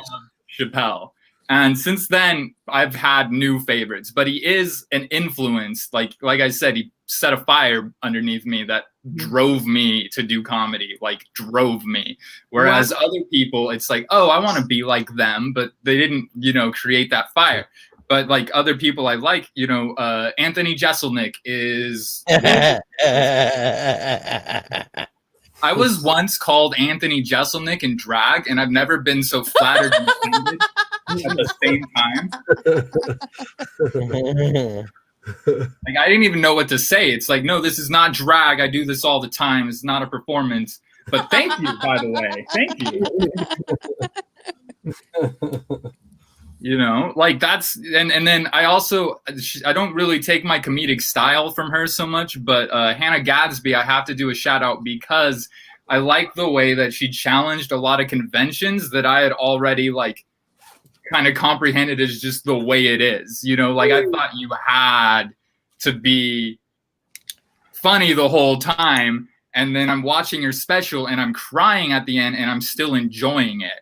And that to me was very profound, because it showed me that as long as you can hold people's attention and Dave Chappelle does the same thing. And I also take this from him, which is he'll just stop doing punchlines for 10 straight minutes, and I think that I really like that. I think that first you have to figure out how to have a very tight hour that you can showcase the fact that you're not just doing a fucking TED Talk, right? But I think once you get to a certain point that they got to, then you get to start breaking these conventions, and I love it. I live for it, because it's I just like rebels, I like people who fucking challenge conventions. And anytime someone tells me something is a rule, I'm automatically thinking how do I break this or find a way around it? You know what I mean? Yes, definitely. Very powerful. You mentioned that because it kind of reminds me of when I first saw Christopher Titus, who does the roller coaster emotions. You're laughing, and then he's like, "Oh," and then this happened. Wham! Yes. And then you come in, you're laughing, and then wham! He does it again. He's like, "Yeah," and then something else happened in my life that's actually fucking true. I have to mention, by the way, speaking of that, I also have to give a shout out to Nathan Fielder and Sacha Baron Cohen, which the Nathan Fielder has his show Nathan for You, and Sacha Baron Cohen's career, but their ability to make people uncomfortable and just like drive up that cringe. Like I love what is it? The guy who co-wrote Seinfeld, his later show. Larry David. Oh yeah. Yeah, Curb Your like that Enthusiasm. show, yeah, Curb Your Enthusiasm. That show was like cringy, but it doesn't touch like the reality kind of like shit that Nathan Fielder does or Sacha Baron Cohen that just like it sparks so much joy in me to watch. And it's something I want to emulate so badly, of just like being able to make people uncomfortable, but in a way where you can't stop laughing because you're so away. You can't look away. Even if you don't like it, you can't look away. Yeah, that makes me wonder if you're also an Eric Andre fan for making for making people uncomfortable. He's really up there. Yeah, I don't know. I like Nathan Fielder for his like weird earnesty. You know what I mean? Like there's like certain scenes where it's just like, how is, like, I don't know. There's something about it that, but yeah, Eric Andre is great too. I love them all. Let me in. Love those people. Next question. Oh, apologies. All right. So, what's been your experience being a transgender comedian? How did you know I was transgender? Because you told me? I did not. I don't recall disclosing this information as of yet in this interview. That's kind of personal. I'm just kidding. You made me poo just a little bit. I guess you figured it out. And I would have gotten away with it too if it weren't for you meddling cis people.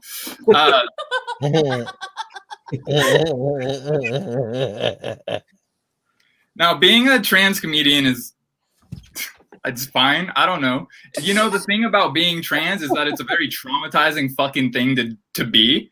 And you need a way to deal with it. And I don't understand why there aren't like tons more trans comedians, because comedy is such a great way to process trauma. And it helps me so much. Like just that joke that I have that's a canned joke, right? But it already says so much about my perspective and about what it's like and it allows me to communicate that, you know what I mean? And so that's really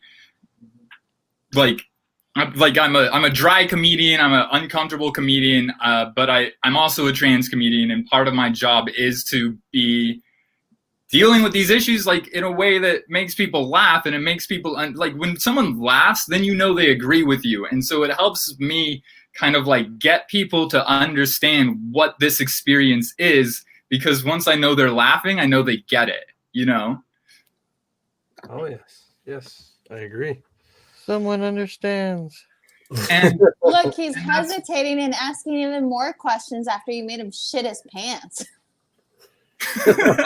Yeah. I need to work.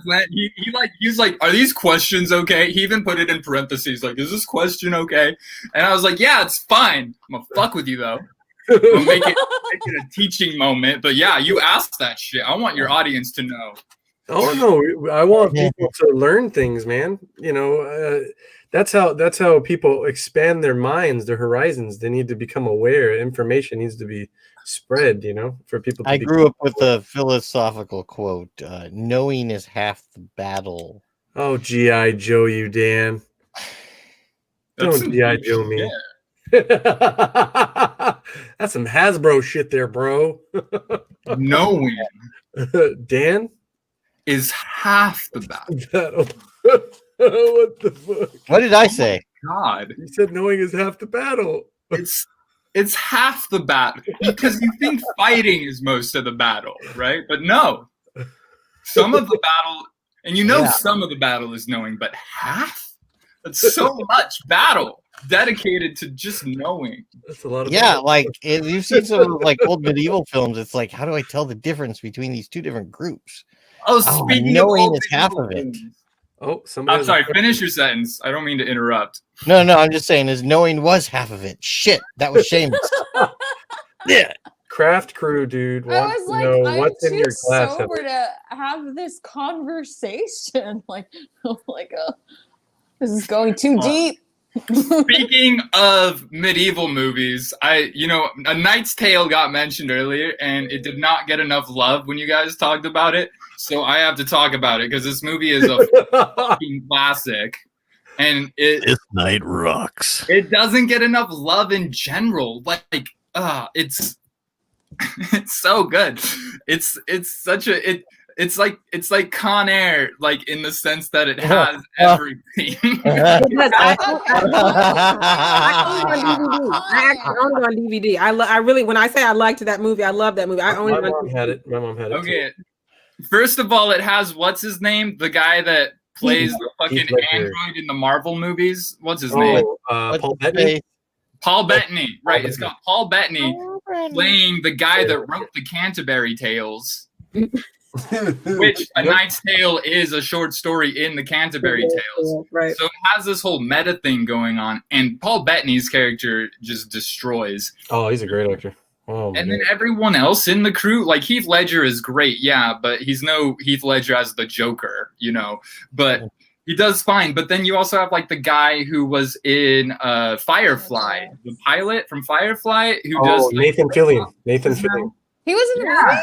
He's in it too, yeah. I think Phil on. You know what bothers me is they wanted to do Uncharted like with him, and he's like, all right, well, I like the game, but I'm too old for that. But He could have done it. They didn't. He did do a YouTube short for fans though. If you go look it up, Nathan Fillion doing Nathan Drake as an older guy in Uncharted. He did it really good. YouTube. Yeah, it was pretty fun. Tom Holland to play. Tom Holland is Nathan Drake. They got Mark Wahlberg, and I was like, to play Sully, yeah. Wait, Mark Wahlberg to play Sully? Mm-hmm. Oh, you gotta be fucking kidding me, kid. That's why I was like, I'm not that invested anymore. Craft Crew dude wants to know what you're drinking, Heather. They want to know what's in your glass. Oh yeah, I saw that. This is wine. This is okay. I'll show the bottle. This is American wine. American wine. The great American wine. Because we're keeping America great over here in the real way, not in some weird propaganda way. We're reclaiming it one glass of wine at a time. This was $6 at the corner store, so that's why I'm drinking it. There you go, dude. Hey, man. Hey, my favorite red wine. It's weird because I used to like Merlots and stuff, and now my favorite is the San Antonio Cardinal. And it's like a cheap, red wine mix, sweet red wine mix. The problem is it's also a favorite of like everybody else in my fucking neighborhood. So I only have it every once in a while. Why is it? It gets emptied from the convenient store? No, it's from Stater Brothers itself. Yes, I have that kind of money. I shop at Stater Brothers. Wow. Hey, don't worry. Like, Aldi have like this $3 sangria that's fire. I'm like, oh my god, this shit is crack. It's like juice. It's like little kid juice. So you like maybe 3 or 4 glasses, and you're like, oh crap, I should text an ex-boyfriend. Like it just hits you, like you don't know. It's the best. This is why I like wine drunks. Like someone asked if I was. They said it looked like whiskey, and I'm thinking like, yeah, I used to be a whiskey man, keyword being man, and then I stopped hating myself, and now I drink wine. I love wine. Wine's delicious. I like whiskey too, but I hate the tickets. That's part of it too. That's why I don't do Xanny bars no more.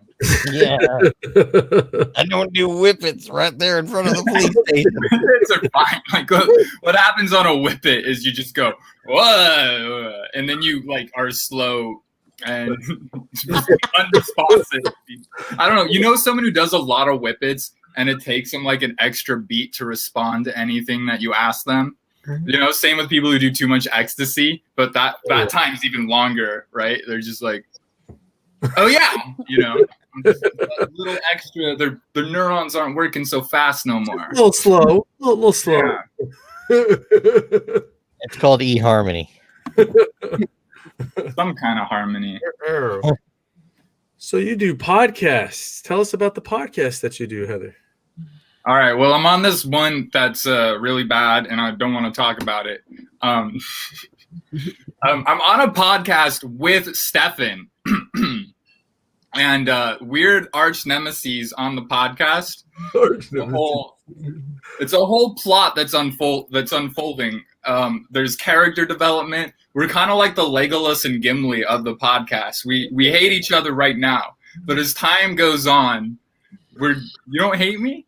Oh, I hate. So it's more unrequited hate right now. But I can't live if you don't give me any hate. I must feed off hate. Basically, what you're saying is you're building sexual tension. There's the fans some what they want. strong sexual tension going on, like palpable. I'm telling you, this is not me just reading into situations like I always do. This is like real this time. It's palpable. So what's the name of that podcast? Oh yeah, it's called The Sick Folks of Cinema. You can catch it. It updates every Friday. Tomorrow we're reviewing Goodnight Mommy, which is a German film from 2014 that's super fucking a lot of things. You might love about plastic surgery? There is a plastic surgery thing going on in it. It's not only about that, but that is like one of the sources. That's one of the creep factors going on, is there's someone walking around with a full face mask and people don't know if it's really the person they thought it was before or if it's like a different person. I haven't seen the movie, but I read the plot, and that's probably one of my biggest like fears if I ever have kids. Like, look, I am so for plastic surgery. Fuck y'all, I'm not gonna age voluntarily. Like, I'm gonna be like, stick that shit all the way back if you need to. But right on. Imagine full Donatella Versace. I want everything done. Yeah, like get that, just put all that shit back. But I'm like, I want if a full I have mommy kids, makeover. me too. Like, I would totally get one without the kids. I'm like, just fucking lift everything. Okay, Yeah. I'm too lazy to go to the gym. My vagina's fucked. There's like my ovaries are all hanging out, dangling everywhere.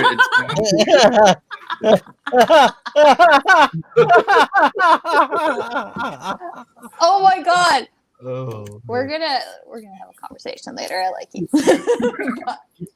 But like, I can only, like, that's my fear. Like, if I have a kid and I'm getting like shit tucked and everything, is that bitch gonna kill me thinking it's a monster? Like, mommy's gonna look great later. Please don't fucking kill me. Like, you have to wait 3 weeks. Until then, hide under your bed. I'm like, what do I do? That's gonna be like the worst nightmare. That I don't want to see that movie after I read that plot. I'm like, that's my biggest fear, because mommy's definitely getting work done. Your dog's not like either. If you get breast augmentation, They're loyal. They're unconditional. Like, dogs are loyal. They'll smell me. Wrap your head in gauze and find out. He'll smell me. He like that. Ooh, that's Yves Saint Laurent. That's my mommy. But a baby or a kid, the bitch is gonna be like, that's not mom. I'm gonna go fucking stab her. Like, that's a monster right there. Like, that's my fear. Okay. Yeah, that's why you should not like take breast augmentation to the wheelbarrowing level, as we call it. Oh my god. I'm not gonna Because lie. then they're just gonna think you're like some monster with one wheel in the front. Okay. So I made the decision of getting an augmentation before I had kids, right? Now my biggest fear is if I do have kids and they get bigger, like, am I gonna look awful? Like, am I gonna look like those like crazy women that just, like, there's a whole other level there. Like, that's the biggest fear I have. I'm like, let me just say this. Children do not guarantee bigger nitties. Let me just say that. So if you're augmented, children won't. That's a crapshoot. You'll gain whatever weight you gain during pregnancy, but They will wonder why there's a ball bearing in the way of the milk supply. I was gonna say, the problem is, if you wanted to breastfeed, that's what you're gonna have to spend a little time finding out if you can still do that. Like, because that's the only thing that may be impeded. And but as far as whether you'll get, because trust me, I went up a cup size. Like, and then if you work out, and that was all I got out of it. If anything, weirdly enough, because of what it does to your body and everybody's fingerprint, I ended up my back is broader. So like I think I went in as like a 36A and I came out on the other side as maybe a 38B or C, not because I'm necessarily a C cup and not because whatever, but it's just because I needed a bigger bra to go around my back and my shoulders. Even when I got back down to a size 8, I still needed a bigger bra, not because of cup size, but because my body had done these other things. So, Might have been this. and again, yeah. So and again, for hours. I'm a Just go the fuck to sleep, you little asshole. I have work tomorrow. Oh my god. Right. Not to take it out of the fun part of the conversation, but trust me, that is the least of your concerns. You guys are scaring me. Like, I'm turning 30, so I have to make the decision soon of whether I want to have kids or not. And Yeah, you have to make the decision soon, or your father must put you in the basement for the rest of your life. Sweater for the rest of the village. I'm not going to fight people on worry, but I was 34 going on 35 when my child got here. One of my besties is 36 going on 37. Like whatever they're telling all of us, a lot of that's just not true. And it has become true because people have believed that it's true. None of that shit is true. If you're healthy and you're strong, you can have babies. Well, I have a condition. I found out actually. So I got hit by a car on Valentine's Day almost 2 years ago. Oh, I've seen this movie. What are you doing? Anyway. But anyway, so I got a lot of MRIs done. They actually found out I had a thing called adenomyosis. Endometriosis? No, adenomyosis. Okay, which is not Dimitri Martin. Which is he's one of my favorites too, by the way. Did I mention him? I love his wordplay. It's an enlarged uterus. Okay, it's an enlarged uterus, so it cuts my chances of being able to actually have children. Which is weird because you think you could have like a gaggle, right? It's like big. Like what the hell? I was gonna say, because I know that Heather came on our show to talk about enlarged uteruses and children and bust and cup size. I know that that's what Heather was dying to come on and talk about, my increased bust size and my broader back. I know that you want to. So here's the thing: there's a reason that all the horror movies we end up I suggest that we end up watching on Sick Folks of Cinema are about children because I'm terrified of them. Are you speaking? Like, especially just like creepy white children. Like I watched they put peanut butter anywhere.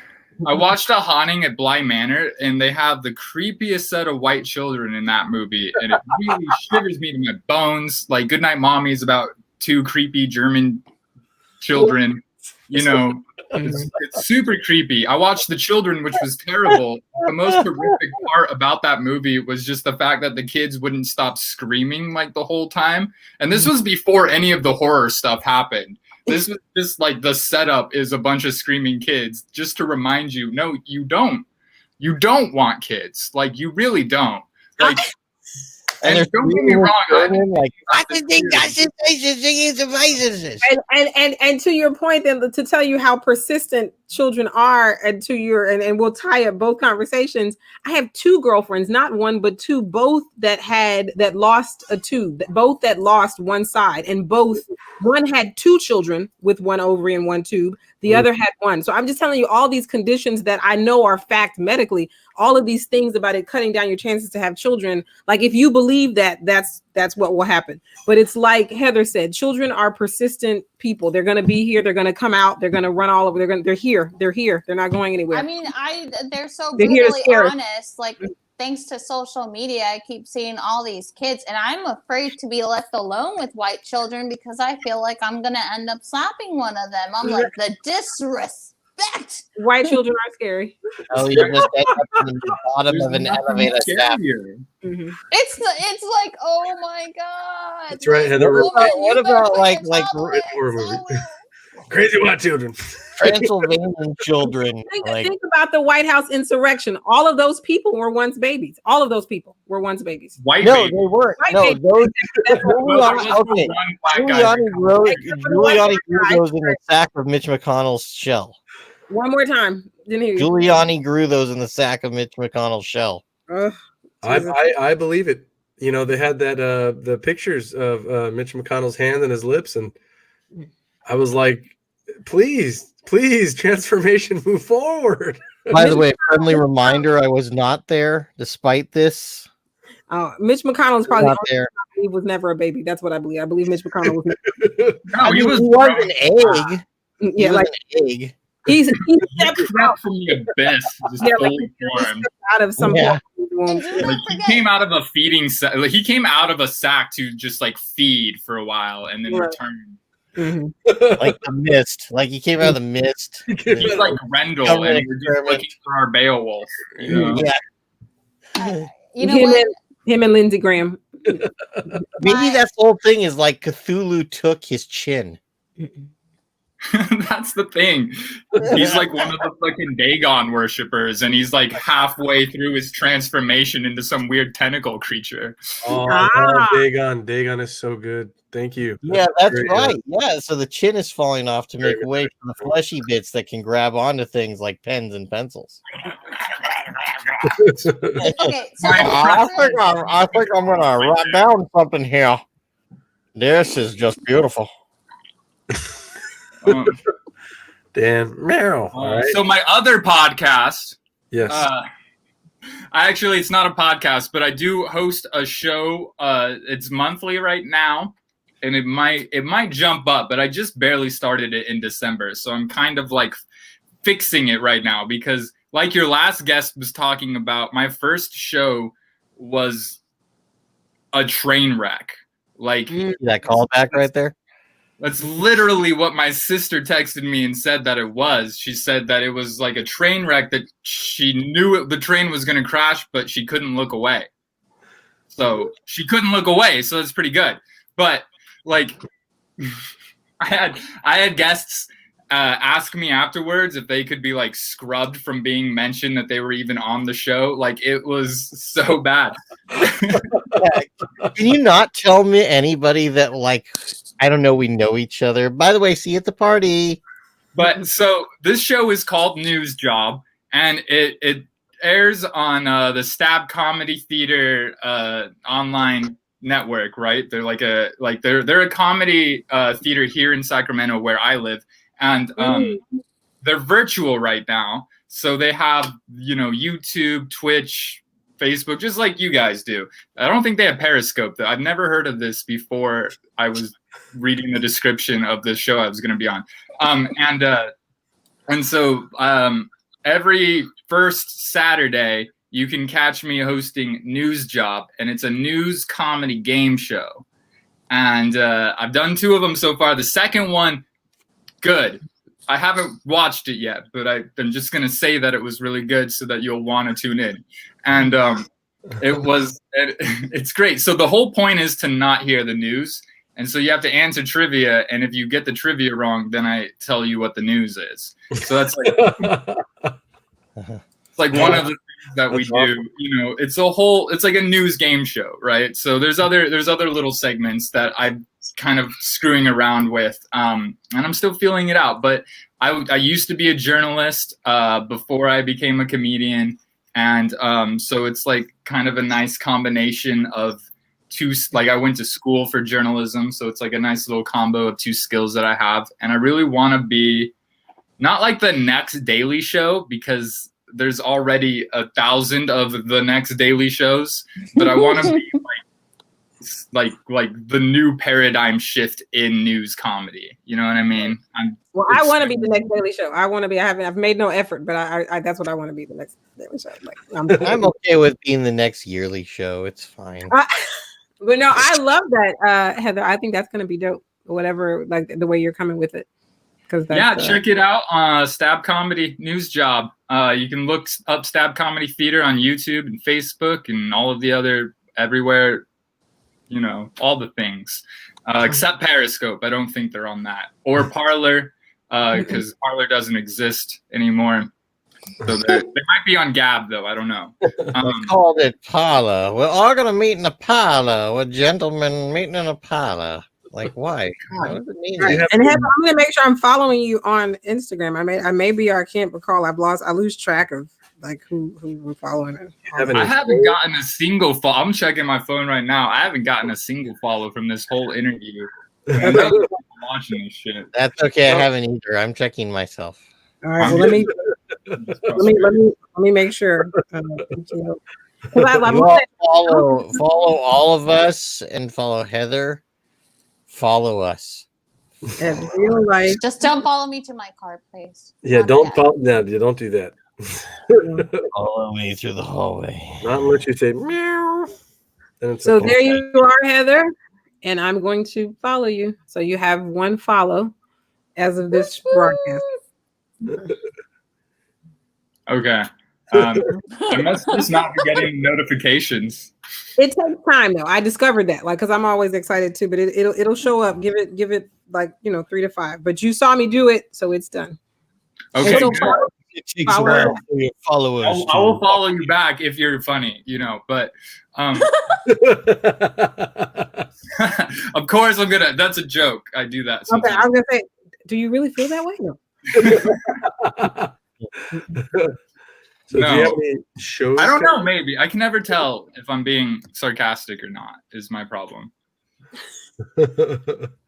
Do you have any shows? I think that's a skill. Do you have any shows coming up? I'm sorry, I didn't mean to cut off.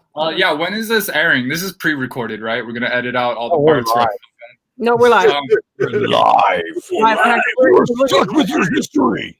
And because I bombarded you with breast and uterus talk, we're over time. It's I'll take the fall for raw talk. I blame it specifically on the talk about uteruses.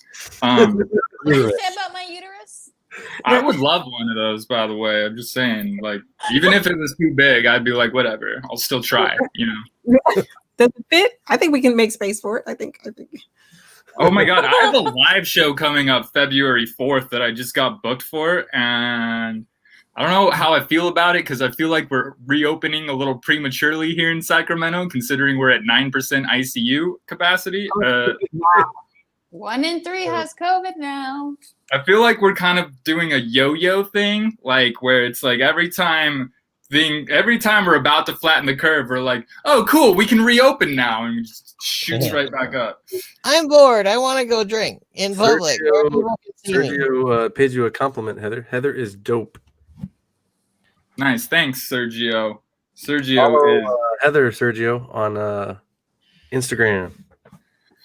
If you want. Okay, so according to my calendar, I did. Well, that's also a local Sacramento thing. Today, I just filmed. I emceed for the Women's March Sacramento virtual event today, so I pre-recorded some things for that. So that's going to be on Local Access Sacramento and stuff like that. On January 22nd or 23rd. But that's the Women's March, and then I'm also on in February 12th. I'm on the Comedy Test Kitchen with Mark Masters, so check that out. These are far away. February 14th, I'm on Cupid's Rejects, which is put on by Suitman Productions. I'm doing a Suitman show in March, so very cool. I've got a Suitman show.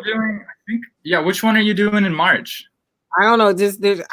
Honestly, I forgot I booked it. When I saw the flyer, I was like, when did I say yes to this? And then I went back through my stuff. I just know I think it's March 28th. He books things super in advance, which I don't mind. But I remember, I literally had to scroll through, hey, this sounds not vaguely familiar. Let me figure out what this is. And sure enough, we had dialogued around the 16th of this, mid December. And I'm on. I think I'm on an April show, a different show, but I'm on a March. So yeah. So it's just funny when you said Suitman. The only reason I recognized it because I was recently I had to get the first flyer they sent was a little fuzzy, so I was like, okay, resend the flyer. There's all this stuff, so it's top of mind. So fuzzy flyer. Yeah. All right. Yeah. Duante Barnett, right? He's Suitman Productions, and he he booked me for 2 shows a month ago. So that one kind of coming up in a month. Is Cupid's Rejects. And Saturday. All right, so now I'm remembering shit. Saturday is the roast of 2020 on the Liar Comedy. So if you email lockedinaroom.liar@gmail.com, you can RSVP to we're gonna roast the whole year of 2020. Nice. Basically. And I should admit, I should explain to people I'm a roast comic. I'm undefeated, 5-0. Small brag.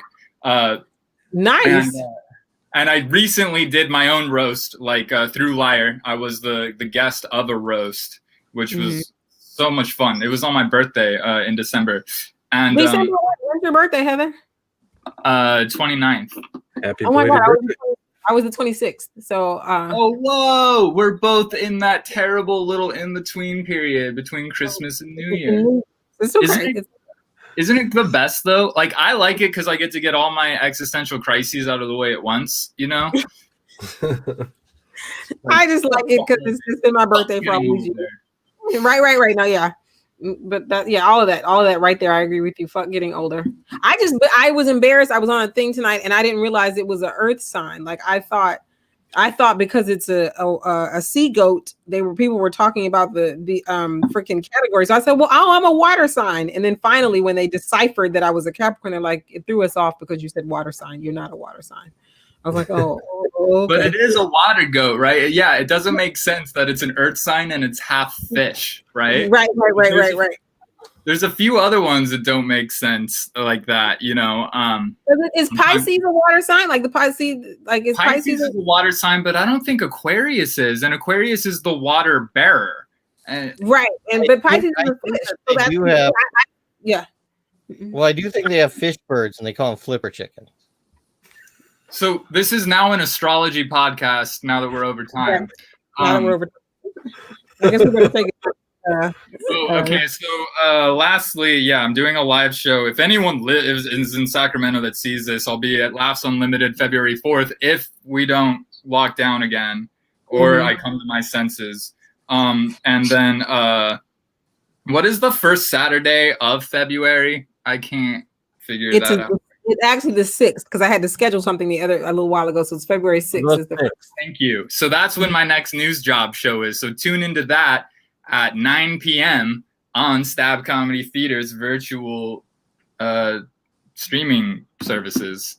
And Stab Comedy Theater on YouTube. So should we go subscribe right now? Should we be telling people to subscribe? Subscribe to Stab Comedy Theater on YouTube.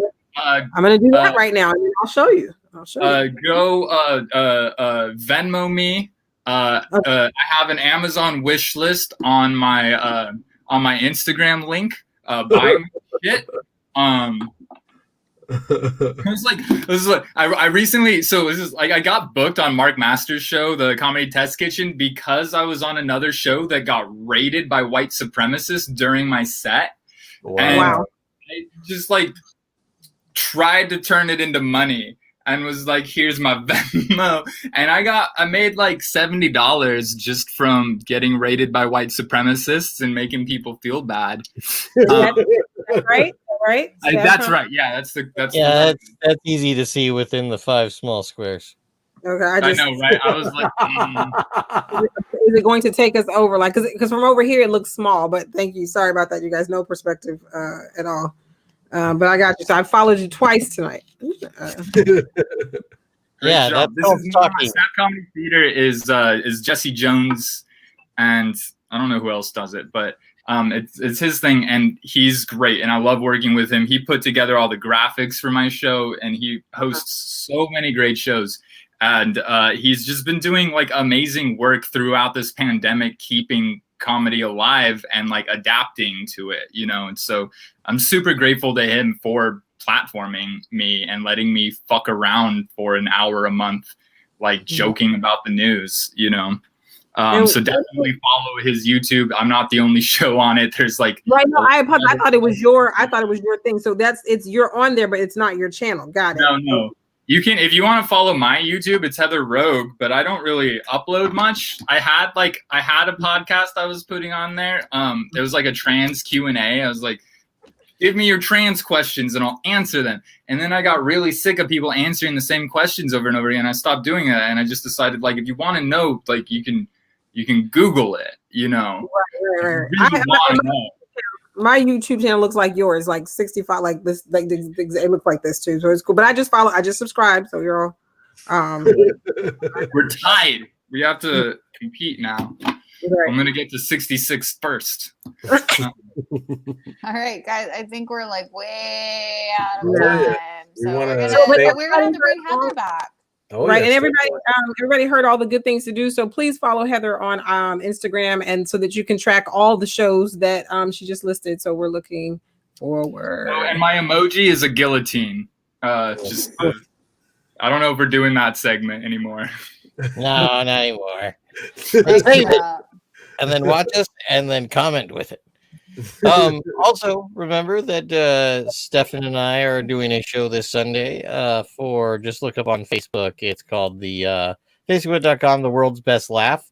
It'll be Sunday, 7:30 at night. So Stefan and I are both doing that show along with our friend Pavs. So yay, Carol Newell. I've got a Dat Fan and Friends show on Saturday. So you guys, if anybody's looking for something to do Saturday, please, Dat Fan and Friends. Everything is on my Instagram and his.